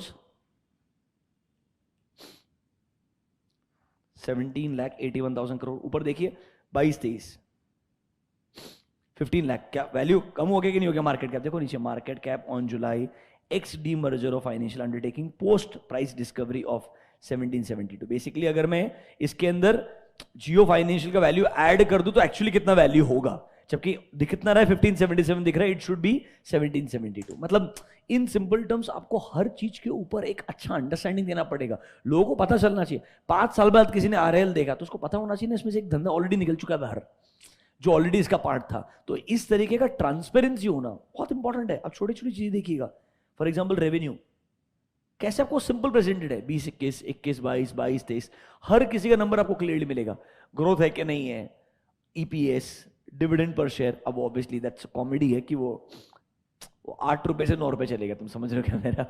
तो इसलिए वो 12% दिखा रहा है, पर वैसे 9 रुपए पर शेयर इज नथिंग, मतलब लिटरली अगेंस्ट द, मतलब अगर मार्केट प्राइस पर शेयर इज 2200-2300 रुपए, मतलब तो useless, there is no dividend literally if you ask me. It looks well, तो पीपल ओ 12.5% डिविडेंड, अरे 12.5% डिविडेंड नहीं है, वो ग्रोथ दिखा रहा है, 8 रुपए से 9 रुपए चले गया। I hope you understand that. तो आप थोड़ा देखना भी आना चाहिए, मतलब इस तरीके से आपको नंबर्स मतलब अच्छे से प्रेजेंट होगी।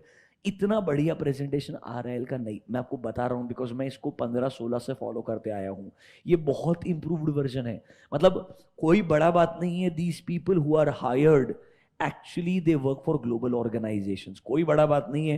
ये रिपोर्टिंग टेम्पलेट्स के लिए, फॉर्मेटिंग के लिए, कैसे प्रेजेंटेशन करना है, they are hiring one of the best in the world, ताकि आप जब वैल्यू मांगने के लिए जाओ दुनिया से कि मेरे को इस धंधे के लिए क्यों वैल्यू मिलना चाहिए, तो दिखना चाहिए ना रिपोर्ट्स के बेसिस पे कि मेरे को क्यों वैल्यू मिलना चाहिए, प्रूव करना बहुत जरूरी है।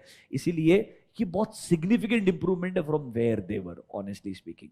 ब्रिलियंट रिपोर्ट है, टाइम मिले तो पढ़ना, मजेदार। मतलब इतना डिटेल्ड डेटा कंटेंट बहुत रेयरली दुनिया में देखने को मिलता था, जो आज की तारीख में इंडिया का कंपनी प्रोवाइड करता है। मैं सरप्राइज्ड हूं, करना भी चाहिए क्योंकि वो इतना डाइवर्सिफाइड बिजनेस है, इतने रिसोर्सेज कंज्यूम कर रहा है, और हमारा कंट्री भी उस कंपनी पे काफी डिपेंडेंट है up to quite some extent. तो हर चीज के बारे में आपको डिटेल में देखने को मिलेगा। बेसिकली ये आपके हो गए 6 प्रिंसिपल्स, इसको हम इंटीग्रेटेड रिपोर्टिंग में कवर करते हैं। 2 मिनट स्पेंड कीजिए, 6 के 6 नाम याद करने का ट्राई कीजिए। सोचिएगा, दिमाग में अगर पूछ लिया, कम से कम 4-5 तो लिख पाओगे क्या? Think about it. अब थोड़ा एग्जाम के लिए प्रिपेयर करो।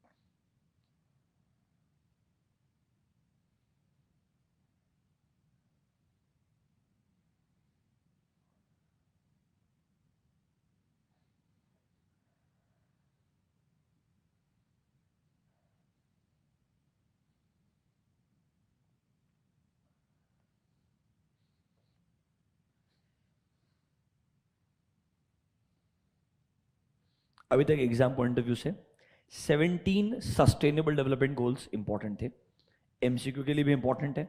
कोई बड़ा बात नहीं है, ऐसे का मन हो गया 17 गोल्स लिखो,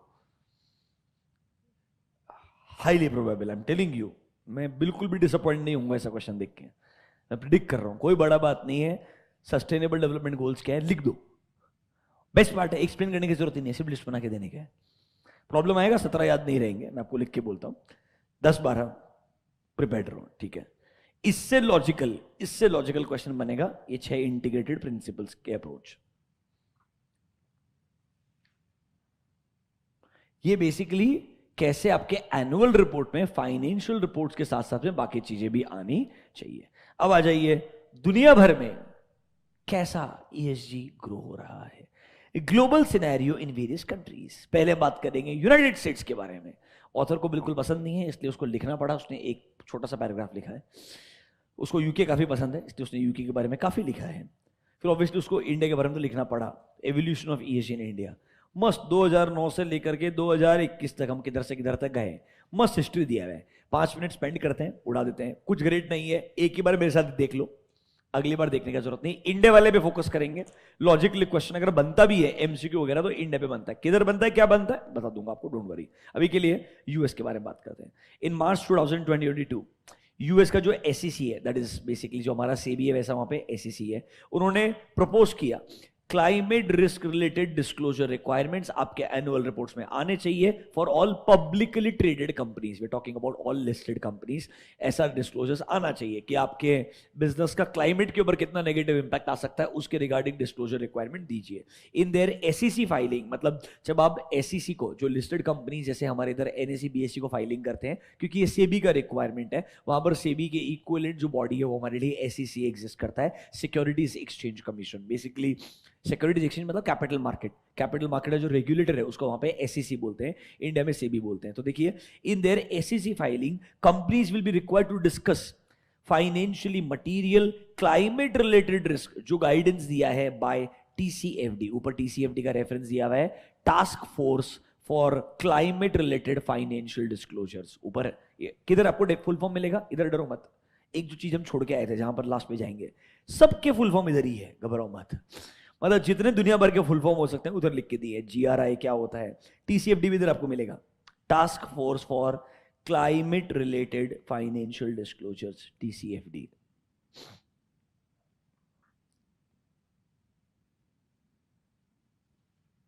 ठीक है,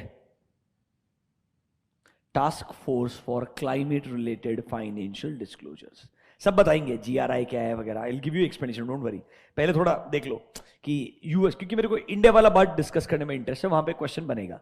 देखो क्या बोलता है, रिपोर्टिंग में देना पड़ेगा कंपनी कैसे क्लाइमेट रिस्क मैनेजमेंट, जैसे खुद का रिस्क मैनेजमेंट है वैसे क्लाइमेट रिस्क भी इक्वली इंपॉर्टेंट है, वो कैसे मैनेज करोगे, उसका प्रोसेस क्या है, कैसे रिस्क आप ढूंढने वाले हो, कैसे रिस्क को मैनेज और मिटिगेट करने वाले हो, अलग अलग सिनेरियो उसको कैसे एनालाइज करके सोचोगे, हमारे कौन से बिजनेस का कितना नेगेटिव इंपैक्ट आएगा, कैसे इस बिजनेस का इंपैक्ट कम करने के लिए हमें बिजनेस में क्या बदलाव लेके आने चाहिए, इस तरीके का डिसीजन मेकिंग करना पड़ेगा। क्लासिक एग्जांपल देखिए, आपको मैंने बताया था फॉक्सवैगन, वीडब्ल्यू, बताया था कि नहीं बताया था, वीडब्ल्यू के अगेंस्ट में केस फाइल हुआ था ईयर्स बैक कि उनके जो इंजन है, उनकी जो एमिशंस है वो एज पर स्टैंडर्ड उसके बियॉन्ड थे आइडियली। उसका हिस्ट्री पढ़ोगे ना तो कुछ 3 रूममेट्स थे, ये उनकी वजह से हो गया था बेसिकली। कोई यूनिवर्सिटी में पढ़ने वाले 3 लोग थे, उसमें से एक तो इंडियन ही था, समझ रहे हो मेरा बात। वो रैंडमली टेस्टिंग करते रहते थे कि भाई कार जो इमिशंस है एक कार के इंजन्स के, वो कितने स्टैंडर्ड्स के अंदर होते हैं, कितने स्टैंडर्ड के बाहर होते हैं। वहां से शुरुआत हुआ, then it became a very big matter and eventually obviously lot of authorities were involved and then they realise कि वीडब्ल्यू ने बहुत सारे कार्स के अंदर ऐसा किया है एंड मतलब यू नो यूरोप के अंदर तो it became a big deal and there was a huge fine on Volkswagen ideally. तो कैसे नॉन कंप्लायंसेस आपके लिए सीरियस फाइनेंशियल प्रॉब्लम्स बन सकते हैं, उसका फॉक्सवैगन एक क्लासिक एग्जांपल है। इसके अंदर इन सिंपल टर्म्स ये बताया है कि भाई एसईसी को या हर लिस्टेड कंपनी को अपने रेगुलेटर को फाइलिंग करते वक्त क्लाइमेट रिस्क को कैसे मैनेज करना है, रिस्क कैसे ढूंढना है, कैसे आपने उसको एड्रेस करना है, इसके ऊपर आपको रिक्वायरमेंट्स है, आपको डिस्क्लोजर्स देने पड़ेंगे। तो आपके एनुअल रिपोर्ट में इसके ऊपर डिस्कशन आना चाहिए। This is a requirement for all US listed companies. US में इनके हिसाब से ईएसजी इतना ही है, ऐसा नहीं है। सबसे सीरियसली यूरोप एंड यूएस ने लिया है। जो नीचे आपको यूके में पढ़ने को मिलेगा वही यूएस में रिलेवेंट है आइडियली। आज की तारीख में आपको बड़े कंपनीज के वेबसाइट पे डेडिकेटेड, मैं आपको बार बार बोल रहा हूँ, आपको डेडिकेटेड, ये देखो दिख रहा है क्या, SEC filing, leadership and governance, बाजू दिख रहा है क्या ईएसजी, एक प्रॉपर टैब मिलेगा जहां पे आपको सेपरेट, देखो we believe that business at its best serves the public good, Apple बात कर रही है, empowers people around the world and binds us together as ever before. It is not talking about making money. They make a lot of money, but they cannot write that. I hope you understand this. देख रहे क्या, Apple ESG report. Obviously ये Apple है, बहुत fancy तरीके से present करेगा। देखो एक हर एक चीज के बारे में दिख रहा क्या, carbon neutral. Since 2020 we have achieved carbon neutrality for our corporate emissions. दिख रहा है कि ideally sourcing 100% renewable electricity for Apple facilities. ये उनका नया वाला ऑफिस है जो उन्होंने बनाया है। This was under construction when I went to their first office. This was under spaceship के फॉर्म के अंदर है ideally, very beautiful. This was under construction, now it is being built ideally. अब शॉक में हो जाएंगे, so very dear friend, this person works in Apple, sits in this office today, qualified chartered accountant, went from India to work as a to pursue CPA. CPA खत्म करने के लिए गया, CPA खत्म किया, खत्म करने के बाद में started working in lot of your textile industry based जो कंपनीज थे उनके फाइनेंस डिपार्टमेंट में काम करना शुरू किया through contracts and through networks. Eventually Apple के फाइनेंस डिपार्टमेंट के अंदर सीपीए के रिक्वायरमेंट्स थे, उसको वहाँ पे हायर कर लिया and if you get into Apple, Facebook, Google and these companies, obviously these companies have lot of finance employees. उसके अंदर once you become part of it, और अगर आप एक अच्छे strategic team के अंदर आ गए हो जो आपके budgeting वाला काम करता है या financial management वाला काम करता है, it's like for a long term because these companies के लिए financials बहुत important होते हैं and वहाँ पे काम करने वाले लोग बहुत होते हैं. They cannot be dependent on one person or two person. तो generally it's a very strategic way कि आप एक technology business में finance department में चले जाओ. Although you do not get heavily paid, honestly, जितना एप्पल के अंदर एक इंजीनियर को पैसा मिलेगा उतना फाइनेंस में एक सीपीए को नहीं मिलेगा. मतलब मैं एप्पल में काम करता हूं, मैं फाइनेंस में एक ऐसा सीपीए काम कर रहा हूं. Ideally my salary will not be comparable with the engineer salary, but the amount of work pressure which an engineer will have, I will not have that because they have to create a product. I just have to look at the numbers. My work still remains same. Are you understanding that? For me, that added stress, या मेरे को निकाल देंगे क्योंकि मेरा काम इतना बराबर नहीं है, वो comparatively कम होता है because finance is still finance. Do you get my point? Your basics don't change. They still remain the same. But strategically, मैंने नहीं सोचा था कभी जिंदगी में कि and this person just FYI cleared CA final in 3 attempts. It's okay. कोई फर्क नहीं पड़ता है. Rather this person was rejected by 3 big fours, उसको स्टैट्यूटरी ऑडिट में जॉब भी नहीं मिला. This person worked in a KPO for almost 2 to 3 years, then went to US, pursued CPA. Obviously वहां कंट्री में फाइनेंस के अंदर फेस टू फेस आपको मतलब अगर फ्रंट ऑफिस में काम करना है उसके लिए आपके पास में लोकल डिग्री होना बहुत जरूरी है. तो will prefer A CPA ideally. वहां उसने आराम से 1.5 साल के अंदर एक क्वार्टरली एक पेपर लिख करके धीरे धीरे 4 पेपर खत्म किए सीपीए खत्म किया अपने स्पीड से. आइडियली नॉर्मल कंपनीज के फाइनेंस ऑफिसर्स में काम किया and then eventually reached where that person wanted to. मतलब इट्स पॉसिबल, ऐसा इम्पॉसिबल नहीं होता है. अब हर किसी का जर्नी अलग है, कोई 2 साल में पहुंच जाएगा, कोई मे भी 5-6 साल के अंदर पहुंचेगा, but subjective ultimately. It's about the life what you want to live, remember that. So yes, वो यहाँ बैठता है इसलिए बता रहा हूँ तुमको मैं. We just got to see that, तो आपको रेफरेंस के लिए बताया. ऐसा ऑब्वियसली अभी दुनिया भर के बारे में बताएगा. एक आध पॉइंट पढ़ के देखो. Our values flows through technology we make, the way we make it, and how we care for people and the planet we share. These values, accessibility, education, environment, inclusion, diversity, privacy. कुछ चीजें मेरे को बहुत अच्छी लगी. जैसे एक interesting line दिखाता हूं आपको मैं, which I really liked about Apple. मतलब बहुत कंपनी रेयरली प्राउडली ऐसा बात कर पाता है. Look at this. It's a very big statement by one of the renowned companies in the world. Gender pay equity globally 1:1. Pay equity in the US by race and by ethnicity 1:1. It is tough. Gender pay equity in every country जहां जहां Apple operate करता है 1:1.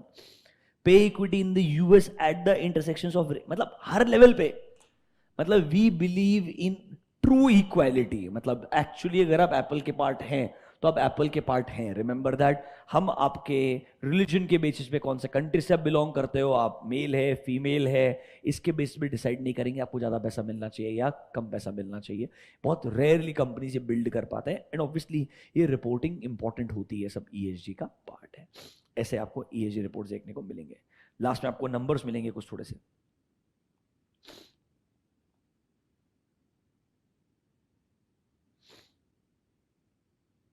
Training तो सब करते ही हैं.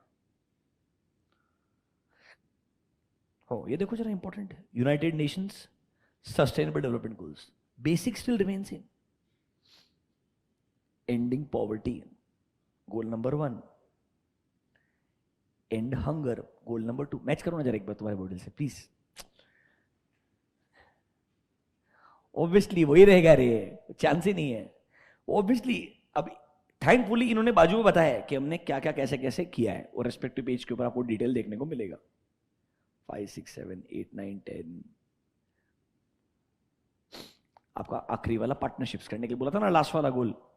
Make partnerships with the different countries, organizations, people across the world.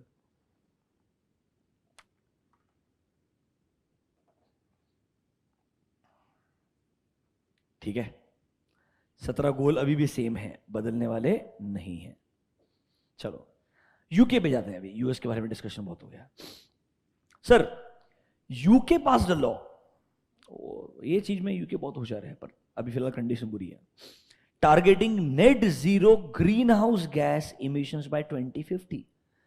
As a UK green house gas emissions को हम खत्म ही कर देंगे बाय 2050, मतलब नेक्स्ट 27-28 ईयर्स के अंदर। देखो, these rules apply to all large companies that are इधर लिस्टेड या they exceed 500 million in annual turnover और हैव मोर देन 500 एम्प्लॉइज। ये उनकी कंट्री के रिक्वायरमेंट्स है। हमारे कंट्री में सेबी ने मार्केट कैप के बेसिस पे डिसाइड किया है, कंपनीज जो टॉप 1000 कंपनीज है जिसका सबसे ज्यादा मार्केट कैप है उनके लिए रिक्वायरमेंट बनाए। तो सेबी हमेशा मार्केट कैप से काम करता है। यहां पर थोड़े रूल्स अलग है, नंबर ऑफ एम्प्लॉइज का क्राइटेरिया भी है, अमाउंट के क्राइटेरिया भी है। देखिए, as such companies are required to discuss the strategy, process and due diligence regarding the following. क्या क्या चीज के बारे में उनको रिपोर्ट देने पड़ेंगे? इंपैक्ट ऑन एनवायरमेंट, उनके employees, social matters, respect for human rights, anti corruption and anti bribery. Honestly ये कुछ भी याद मत करना। क्यों बोल रहा हूं? ये सारे के सारे आंसर आपके आगे 9 प्रिंसिपल आएंगे, उससे मैच होने वाले हैं। वो 9 प्रिंसिपल किधर भी लिख के आ जाना, हर दुनिया के सेम कंट्री में, हर कंट्री में ऐसा ही होता है। वो 9 प्रिंसिपल जो है हमने दुनिया भर से कॉपी किए। I will be very honest with you, ये जो दुनिया भर के अलग अलग फोरम्स है, अलग अलग ग्रुप्स जो बना के रखे, हमने उनको मस्ट कंट्रोल से कंट्रोल भी किया। आगे जाके 9 प्रिंसिपल्स आएंगे जो हमको इधर बना करके दिए, वो सेम प्रिंसिपल्स आने वाले हैं। ठीक है, देखो, क्लाइमेट चेंज रिलेटेड रिस्क कितना है, इन रिस्क को हम कैसे ढूंढेंगे, कैसे एड्रेस करेंगे, रिस्क को कैसे मिटिगेट किया जाएगा, ये सब आपको रिपोर्ट करके देना पड़ेगा। इस तरीके से उन्होंने थोड़ा हिस्ट्री लिख के दिया, मार्च 21 में क्या किया, अप्रैल में क्या किया। थोड़ा ये मेरे को लगता है ऑथर थोड़ा यूके रह गया है, थोड़ा उसके पास टाइमलाइन था, उसने हर एक महीने का अपडेट दे दिया है। समझ रहे हो? I would say kindly ignore, मतलब यूके का अपडेट पढ़ के मैं क्या ही करूंगा। या तो मेरे को लग रहा है थोड़ा सा मिस्टर सुनक से इंस्पायर होकर के वो पीछे पड़ गए यूके के। सुनक दामाद जी, यू अंडरस्टैंड है, तो उससे इंस्पायर होकर यूके के बारे में इतना I don't understand the logic. Come to India, evolution of ESG in India, mark this as important. ये डेफिनेटली पढ़ने लायक है, हमें पढ़ना भी चाहिए। हमने ईएसजी के बारे में बात करना शुरू किया था 2009 में। ऑनेस्टली 2020 के बाद में हम सीरियस हुए एज अ कंट्री। उसके पहले हम सिर्फ obviously India as a country जिसको ना, हम थोड़े स्मार्ट है, जब दुनिया कोई इंपॉर्टेंट चीज के बारे में बात करती है हम उसके बारे में बात करना शुरू कर देते हैं ताकि एटलीस्ट लोगों को लगे हम सीरियस है। Do you get my point? Ideally तो हमने 2009 में वो सीरियसनेस दिखाना शुरू किया। हालांकि आपको इंडिया के मेजॉरिटी कंपनीज के एनुअल रिपोर्ट में 2015-16 तक कुछ खास मिलेगा नहीं। मतलब लिटरली ऐसा लग रहा था उन्होंने भी किसी एक ही एजेंट को हायर किया जिन्होंने बहुत सारे लोगों के रिपोर्ट से कंटेंट बनाए थे, मतलब नथिंग ग्रेट। अब जाके जेन्युइनली कंपनी सीरियस हुई है, जहां पे एक्चुअली में रिपोर्टिंग को फोकस किया गया। देखो, in India ministry of corporate affairs took the initiative to guide the corporates towards responsible conduct and a sustainable future by issuing corporate social responsibility voluntary guidelines in December 2009. Trust me, 2009 में मेरे हिसाब से आधे corporate world को sustainability word भी ढंग से मालूम नहीं होगा। डेफिनेशन मालूम रहेगा बट सस्टेनेबिलिटी एक इंडस्ट्री है, इसके बारे में कोई अवेयरनेस नहीं था। आगे आइए, एक चीज को मार्क कीजिएगा, MCA further issued additional guidelines known as, इसको मार्क कीजिएगा, National Voluntary Guidelines on ESG, but the word is Social, Environmental and Economic Responsibilities of Business 2011। ऐसा अब आपको 2009 से लेकर के 2021 तक का पूरा हिस्ट्री बताएगा। ट्रस्ट मी, इंपॉर्टेंट 2021 ही है जो आज की तारीख में रेलेवेंट है। स्टार्टिंग से एक बार रीड कर लेते हैं। सबसे पहले 2009 के अंदर MCA के गाइडलाइंस आए कि आप इन चीजों को देखना, कंसिडर करना शुरू करें। हम आपको गाइड करेंगे कि कैसे आपने ESG को सीरियसली लेना चाहिए। 2011 के अंदर हमने और एडिशनल गाइडलाइंस, ये नाम बना दिया, नेशनल वॉलंटरी गाइडलाइंस, ऊपर जो बताया on social, environmental and economic responsibilities. पहली बार 2012 के अंदर सेबी ने बोला जो हमारे टॉप 100 लिस्टेड कंपनीज है, कैसे डिसाइड करेंगे टॉप 100? मार्केट कैप के बेसिस पे। मतलब in terms of market cap जो लिस्टेड कंपनीज है उसमें जो टॉप 100 है उनको एक रिपोर्ट इंक्लूड करना पड़ेगा, that is called as business responsibility report. अगर आपको पता है, अभी मैं जो आपको रिपोर्ट दिखाया था, the name of this report, ये अभी इसको बोलते हैं BRSR। Earlier it was only business responsibility report, अब जाके उसको बोलते हैं business responsibility and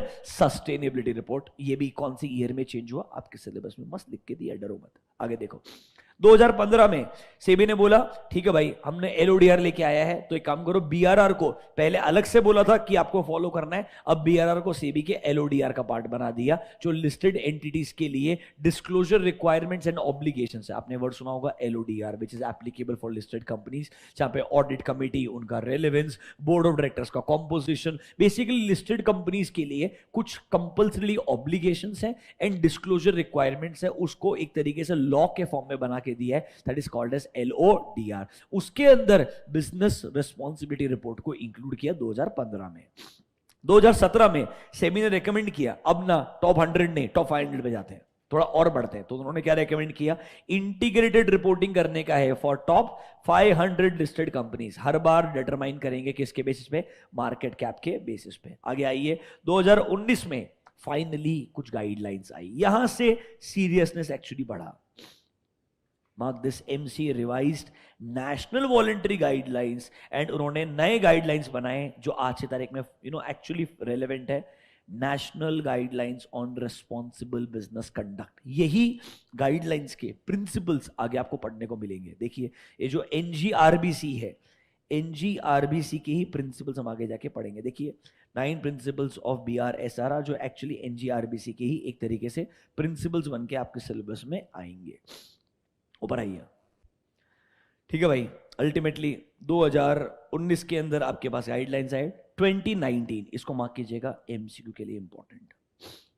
as per SEBI LODR, with effect from December 2019, the annual report of top 1000 listed companies based on, mark the word, market cap. मतलब आज की तारीख में top 1000 listed companies on the basis of market cap shall contain a business responsibility report। मतलब आपको business responsibility report अपने annual report में include करना ही पड़ेगा, like this.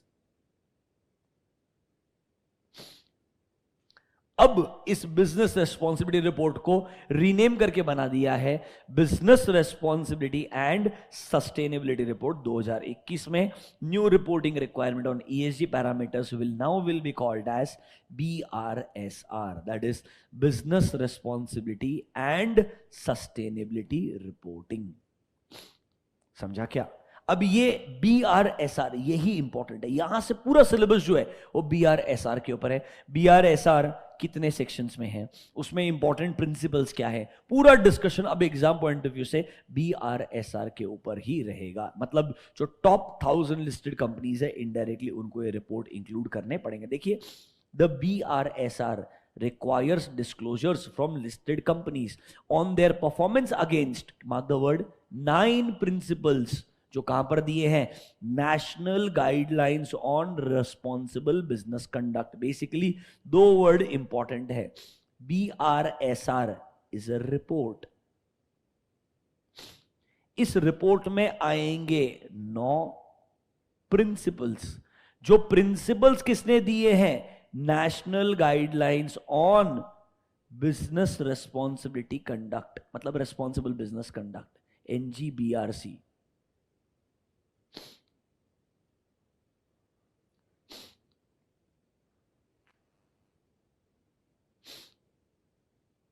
Actually, it should be RBC,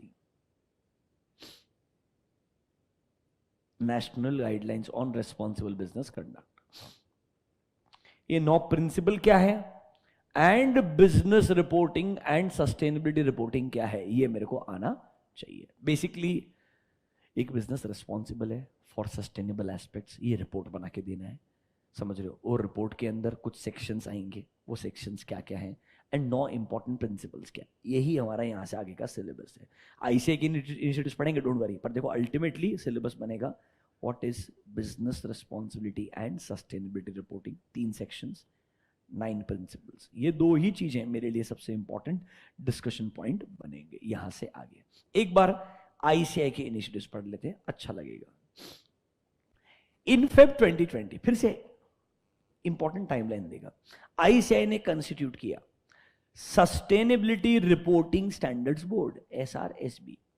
इनका मेन काम क्या है, टू टेक अप्रोप्रिएट मेजर्स, ताकि हम कैसे अवेयरनेस क्रिएट करें ऐसे एक मैकेनिज्म्स क्रिएट करें कि कैसे बिजनेसेस रिस्पॉन्सिबल तरीके से कंडक्ट किए जा रहे हैं कि नहीं किए जा रहे हैं, कैसे ऑडिट गाइडेंस क्रिएट करें इन इंटीग्रेटेड रिपोर्टिंग के ऊपर, क्योंकि अब जाके इन रिपोर्ट्स के ऊपर भी एक अश्योरेंस रिपोर्ट आना शुरू होगा। आपको अश्योरेंस रिपोर्ट भी दिखाता हूं आरएल के केस में कैसे वो अश्योरेंस रिपोर्ट बनाया जाएगा। वो हमारा लास्ट पॉइंट ऑफ डिस्कशन होगा इस चैप्टर का, जहां पर आपको थोड़ा सा अश्योरेंस एंगेजमेंट फॉर सस्टेनेबिलिटी के ऊपर डिस्कशन किया जाएगा।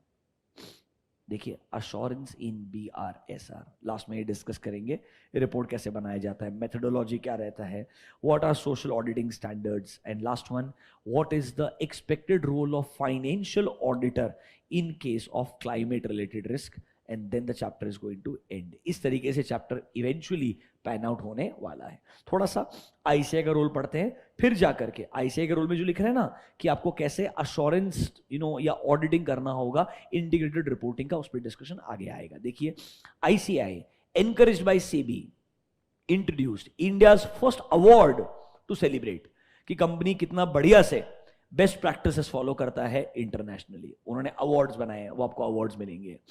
ICAI has also started a certificate course on sustainable development goals, business responsibility reports, integrated reporting, and also proposed an ICAI executive development program on BRR.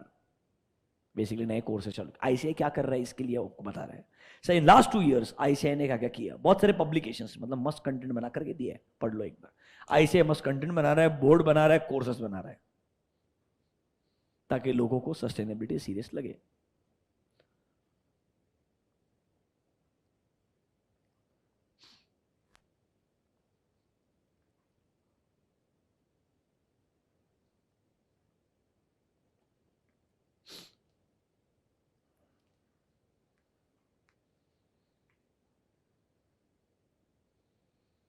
एक बार read करके उड़ा दो, आगे कोई काम का नहीं है ये, not very important from exam point of view.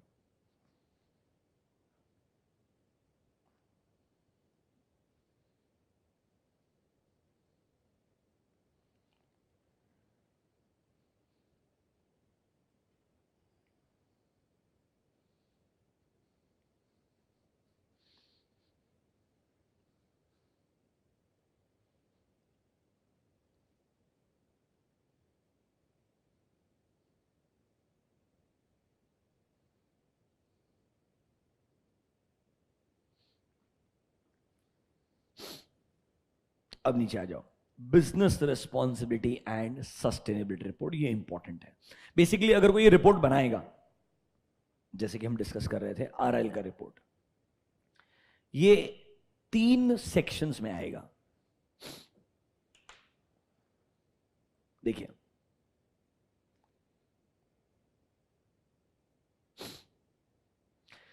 there are going to be 3 sections, section A, B, C. Number A is a general disclosure. Just 1 second. Number A is a general disclosure. यहां पे company का basics बताएगा, company का form किया था, company क्या product services में deal करता है, कंपनी का incorporation, general details about the organization. Number 2 can you see a word management and process disclosure. यहां पर थोड़ा सा हम कैसे अलग अलग रिसोर्सेज को अक्वायर करते हैं, उन्हें कैसे मैनेज करते हैं, उसके बारे में डिस्क्लोजर्स दिए जाएंगे। कमिटीज क्या क्या है, कमिटी में लोग कौन कौन हैं आइडियली, उन कमिटीज के मीटिंग्स कब कब होते हैं, उनके बारे में डिस्कशन होगा। Sir how ESG committees are considering climate risk as serious aspects, वो डिस्कशन होगा।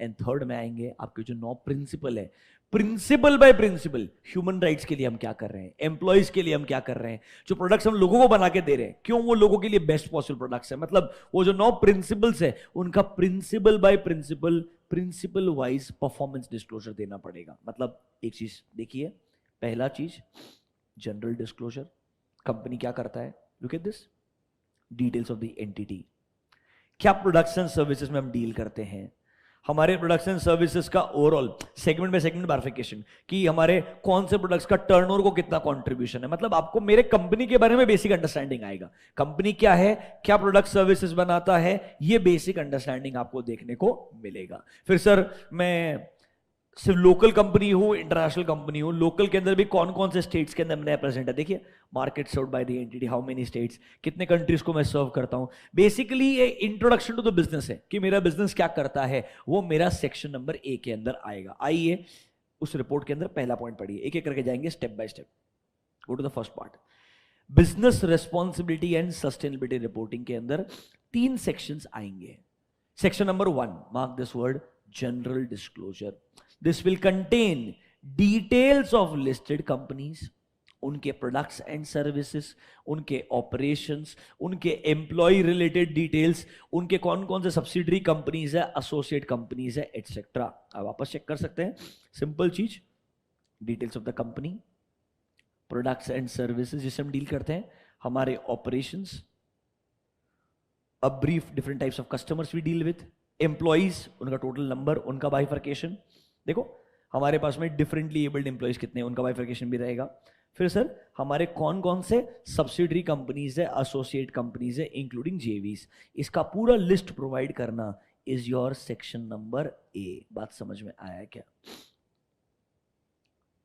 ऐसा इस तरीके से सेक्शन बाय सेक्शन आपको कंटेंट मिलेगा। अब आएगा अगला part, that is section B. आपको एग्जाम में BRSR कोई अलग से कोर्स करने का जरूरत नहीं है, आपने 3-4 कंपनी की रिपोर्ट पढ़ ली, आपको समझ में आ जाएगा। 3 सेक्शन होते हैं। पहले बारे में basic introduction to the organization आएगा। इस सेक्शन नंबर 1 लेट यू एक बार वापस से पढ़ो, सेक्शन नंबर ए, फिर सेक्शन बी पे जाएंगे।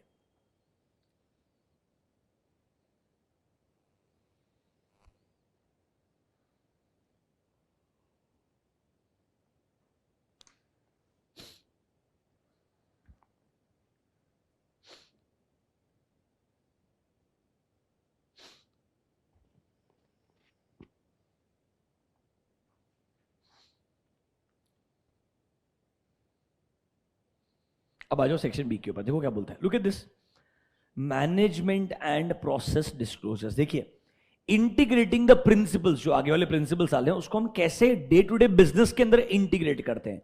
Integrating the principles of national guidelines for responsible business conduct into day to day policies, day to day structures and processes, ताकि स्टेक होल्डर्स के interest को अच्छे से प्रोटेक्ट किया जाए। क्रिएटिंग एडिक्वेट गवर्नेंस, ताकि हम बिजनेस को उनके डिजायर्ड गोल्स की तरफ लेके जाएं। और देखो सिंपल गोल क्या लिखा है, committed to net carbon zero by 2035।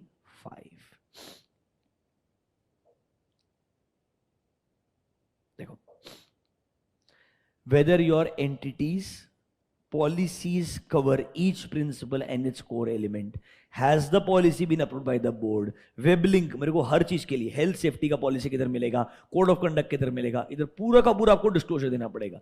मतलब बेसिकली कोई आपका एनुअल रिपोर्ट नहीं पढ़े, सिर्फ रिपोर्ट पढ़े तो उसको फाइनेंशियल एलिमेंट छोड़ के हर इंपॉर्टेंट एलिमेंट के बारे में आपका धंधा समझ में आना चाहिए। बेसिकली उस पॉइंट ऑफ व्यू से, उस थॉट प्रोसेस से BRSR को बनाया है। मतलब business reporting and sustainable reporting का ऑब्जेक्टिव यही है कि हम बिजनेस एंड सस्टेनेबिलिटी के रिगार्डिंग सारा रिपोर्टिंग एलिमेंट्स एक जगह पे लेके आए, ताकि ये इंटीग्रेटेड अप्रोच फॉलो हो सकता है। देखिए पूरे लिंक्स रहेंगे हर चीज के लिए, anti bribery, anti corruption, vigil mechanism, whistle blower policy, हर चीज का लिंक आपको देखने को मिलेगा। ऐसे अलग अलग क्वेश्चंस के आपको आंसर मिलेंगे। फिर हमारे पास में अच्छे गवर्नेंस के लिए एक कमिटी है, that committee is called as ESG committee. ESG committee में कौन कौन लोग आते हैं, फिर ESG कमिटी कैसे वर्क करता है, आइडियली हम कैसे अलग अलग जो हमारे NGRBC के प्रिंसिपल्स है उन्हें कंसिडर करते हैं, उनके बारे में डिस्कशन करके कैसे पॉलिसीज को बनाते हैं, कैसे बोर्ड उनको सीरियसली कंसिडर करता है। बेसिकली ये बोलता है आगे वाले जो प्रिंसिपल्स है, आप हमें बताओ कैसे हम मान जाएं कि वो प्रिंसिपल्स को आपने डे टू डे बिजनेस का ही पार्ट बना दिया है। देखो आप ना ह्यूमन राइट्स पे फोकस एक दिन बैठ के नहीं कर सकते हो। आप जब बिजनेस कर रहे हो उसको डिजाइन करते वक्त ही ह्यूमन राइट्स का प्रॉब्लम नहीं आना चाहिए, ये आपने पहले से दिमाग में रखने का है। आपने एम्प्लॉइज के वेलफेयर के लिए काम करना है, ये आपका बाय डिफॉल्ट थॉट प्रोसेस होना चाहिए। One day you should not think and से आज मैं एम्प्लॉय वेलफेयर करूंगा, तब नहीं होने वाला है। एम्प्लॉय को हायर करते वक्त, उनके इंश्योरेंस लेते वक्त, उनको बेनिफिट्स पास ऑन करते वक्त, हर जगह आपका एक थॉट प्रोसेस होना चाहिए। तो सेकंड पार्ट बोलता है, when you design your business, when you are running your business, during that time keep in mind all 9 principles so that your business can be designed in this manner कि आपका business day to day basis पे उन सारे principles को actually में seriously consider करते हुए, follow करते हुए काम करता है। ये थॉट प्रोसेस रखना is your section number B. Section number C, B का ही डिटेल्ड एक्सप्लेनेशन है। हर प्रिंसिपल के लिए तुमने क्या किया वो लिख के दो। तो बी में बोलता है consider all the principles in your day to day business management. C में बोलेगा for every principle what you did, उसका डिस्क्लोजर हमको अलग से दीजिए, वो सेक्शन नंबर सी के अंदर आएगा। A, basic introduction to the company, हमारे एम्प्लॉइज, हमारा ऑपरेशंस, हमारे प्रोडक्ट्स एंड सर्विसेज, कंपनी कब फॉर्म किया, इनकॉर्पोरेट कब किया, बेसिक इंफॉर्मेशन।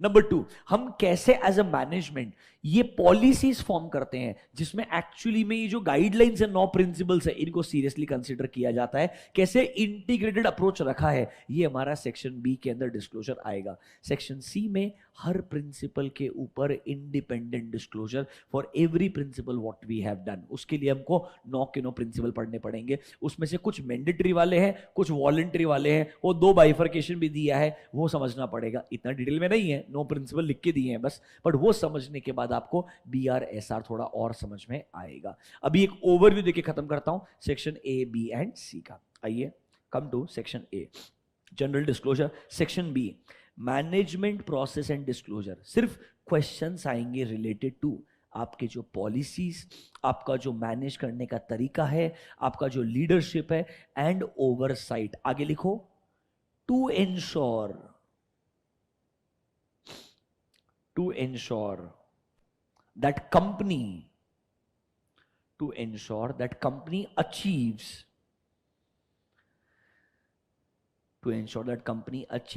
NGRBC principles.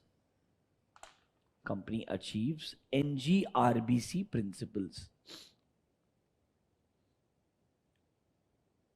मतलब वो प्रिंसिपल्स कैसे अचीव होंगे, इसके लिए हमने कैसे पॉलिसीज के अंदर ही उसको इंटीग्रेट कर दिया है, डे टू डे बिजनेस के मैनेजमेंट में ही उसको सीरियसली कंसीडर कर लिया है, वो सेक्शन नंबर बी रहेगा। कुछ ऐसे क्वेश्चंस का आंसर जिससे हमको लगेगा you are serious about the principles. What are those principles, जो हम आगे पढ़ेंगे। Section number C, principle wise performance disclosure. Company को रिपोर्ट करना पड़ेगा key performance indicators in alignment with the 9 principles of NGRBC। यहां पे आपको clearly principle by principle bifurcation देना चाहिए। लॉजिकली यहां प्रिंसिपल बाय प्रिंसिपल बाइफर्केशन होगा। देखो, principle number 1, just read the heading, business should conduct and govern themselves with integrity in a ethical manner, transparent manner, and they should accept accountability। इस principle के लिए हमने क्या किया है वो कंटेंट आएगा। Principle 2, we should provide goods and services in a manner that they are safe for my customers and they are sustainable। उस प्रिंसिपल के लिए मैंने क्या किया, तो हर एक चीज के ऊपर आपको प्रिंसिपल बाय प्रिंसिपल रिपोर्टिंग देनी पड़ेगी। Business should respect and promote the well-being of employees, including those in their value chains। मतलब सर, जो मेरे डायरेक्टली एम्प्लॉइज नहीं होंगे पर मेरे वैल्यू चेन मतलब सप्लायर्स, वेंडर्स के थ्रू कनेक्टेड रहेंगे, कॉन्ट्रैक्टर्स रहेंगे, उनका भी वेलबींग मेरे लिए इंपॉर्टेंट है, सिर्फ मेरे परमानेंट एम्प्लॉइज का वेलबींग इंपॉर्टेंट नहीं है। वो हमने कैसे इंश्योर किया है, मतलब ये नंबर्स ना इंडिकेट करते हैं कि हमने हर प्रिंसिपल को अचीव करने के लिए क्या किया है। अब सुनो, नंबर ए, कंपनी का basic information. Number B, day to day business करते वक्त ये 9 प्रिंसिपल फॉलो करना है, ये दिमाग में रखना पड़ेगा। ये कैसे मैनेज किया है, कैसे पॉलिसी मेकिंग किया है, वो नंबर बी में डिस्क्लोजर है। नंबर सी में बोलता है हर प्रिंसिपल के लिए आज तक तुमने क्या अचीव किया है वो डिस्क्लोज करो। तुमने लोगों का वेलबींग इंश्योर किया है ना, कैसे पता है, मैं तुमको एक टेबल दिखा के बताता कि मेरे ये एम्प्लॉइज हैं, इन सबके लिए हमने हेल्थ इंश्योरेंस लिया है, इन सबके लिए हमने एक्सीडेंट इंश्योरेंस लिया है, इन सबको हमने मैटरनिटी बेनिफिट्स दिया है, पैटर्निटी बेनिफिट्स दिया है, डे केयर फैसिलिटी बना करके दिया है। मतलब बेसिकली ये नंबर्स बताते हैं कि हमने डे टू डे बेसिस पे जब काम किया है तो इन प्रिंसिपल्स को हमने क्या करके रखा था, एम्बाइब करके रखा था, इंटीग्रेट करके रखा था। तो मतलब section A, B and C. Section A, basic disclosure of the company. Section B, how we are running the business, ensure ensuring that we comply with the principles, and section C is principle by principle आज तक हमारा performance कैसा रहा है, वो section number सी में आएगा. समझा क्या? सेक्शन नंबर सी में कुछ प्रिंसिपल्स कहलाएंगे, नीचे आइए, एसेंशियल प्रिंसिपल्स जो रहेंगे मैंडेटरी, एंड कुछ कहलाएंगे leadership indicators, they will be optional. दो को भाग कीजिएगा. अब आपको आरआईएल जैसे कंपनी में दोनों देखने को मिलेंगे. एसेंशियल के अंदर आएगा आपका ट्रेनिंग प्रोग्राम्स क्या कंडक्ट किए, मतलब हर एम्प्लॉइज के लिए human rights related training program दिए क्या. एनवायरमेंटल डेटा ऑन एनर्जी देना पड़ेगा, एमिशंस देना पड़ेगा, वाटर वेस्ट, ये एसेंशियल है. ये डेटा हर एक लिस्टेड कंपनी को, जो टॉप 1000 लिस्टेड कंपनीज है, उनको देना ही पड़ेगा. क्या डेटा देना ऑप्शनल है वो नीचे लिख के दिया है. आपका लाइफ साइकिल असेसमेंट कैसा है, कॉन्फ्लिक्ट मैनेजमेंट कैसा होता है कंपनी में, एडिशनल डेटा कोई आपको देना है, बायोडाइवर्सिटी रिलेटेड डेटा देना है, सप्लाई चेन में, ये चीजें एडिशनल है, ये ऑप्शनल है. मतलब 9 के 9 प्रिंसिपल आएंगे. प्रिंसिपल में जो आप डेटा दे रहे हो उसमें कुछ चीजें कंपलसरी है एंड कुछ चीजें ऑप्शनल है. फॉर एग्जांपल, एम्प्लॉय को ट्रेनिंग दिया कि नहीं दिया, ये लिखना जरूरी है. वाटर का, नेचुरल रिसोर्स का इस्तेमाल कितना किया, ये इंपॉर्टेंट है. सप्लाई चेन मैनेजमेंट थोड़ा बड़ा कॉन्सेप्ट हो गया, ये एडिशनल चीजें हैं. कुछ बिजनेस से शायद इस पर रिपोर्ट देंगे, कुछ बिजनेस से शायद नहीं देंगे. उनको क्या बोला है, ऑप्शनल बोला है, they are not mandatory. Section C को मार्क करना इंपॉर्टेंट है. सेक्शन सी में पहले बोलता है प्रिंसिपल वाइज परफॉर्मेंस देना है. ध्यान रखना 9 के 9 प्रिंसिपल आएंगे. क्या है 9 प्रिंसिपल, एक एक करके डिस्कस करेंगे in the next lecture, don't worry. उन प्रिंसिपल पे रिपोर्ट देना है. प्लस इसमें सर कुछ चीजें, हर प्रिंसिपल जब रिपोर्ट आएगा ना, कुछ चीजें आनी ही चाहिए, कुछ चीजें आप शायद चाहो तो इंक्लूड कर सकते हो. So some things are mandatory, some are optional. What is mandatory is basically training data, carbon emission data, आप फ्यूल्स का इस्तेमाल कितना कर रहे हैं, वाटर का इस्तेमाल कितना कर रहे हैं, ये चीजें एसेंशियल है. जो मेरे सप्लाई चेन रिलेटेड डेटा है वो मैं बोलूंगा एडिशनल डेटा है. बायोडाइवर्सिटी रिलेटेड है वो क्या है, एडिशनल है. वो आपके लिए मैंडेटरी नहीं है, आप चाहे तो इंक्लूड कर सकते हैं. ऐसा बाइफर्केशन करके दिया है. समझा क्या? सेक्शन ए बी सी, ये बाइफर्केशन है कौन से रिपोर्ट का, BRSR, that is called as business responsibility and sustainability reporting. इसको पहले BRR भी बोलते थे, बिजनेस रिस्पॉन्सिबिलिटी रिपोर्टिंग. बाद में BRR बन गया BRSR. अब सस्टेनेबिलिटी वर्ड को क्या कर दिया है, ऐड कर दिया है. पहले सिर्फ बिजनेस रिस्पॉन्सिबिलिटी वर्ड था, now the word added is also called as sustain. बस बेसिकली सस्टेनेबिलिटी वर्ड ऐड कर दिया, बाकी BRR ही था, बीच में S आ गया. समझा क्या? What is BRSR and what are 3 sections? इतना पार्ट हमने पढ़ा है. 9 प्रिंसिपल्स डिटेल में डिस्कस करने पड़ेंगे एक एक को ideally, and then we'll talk about the assurance part.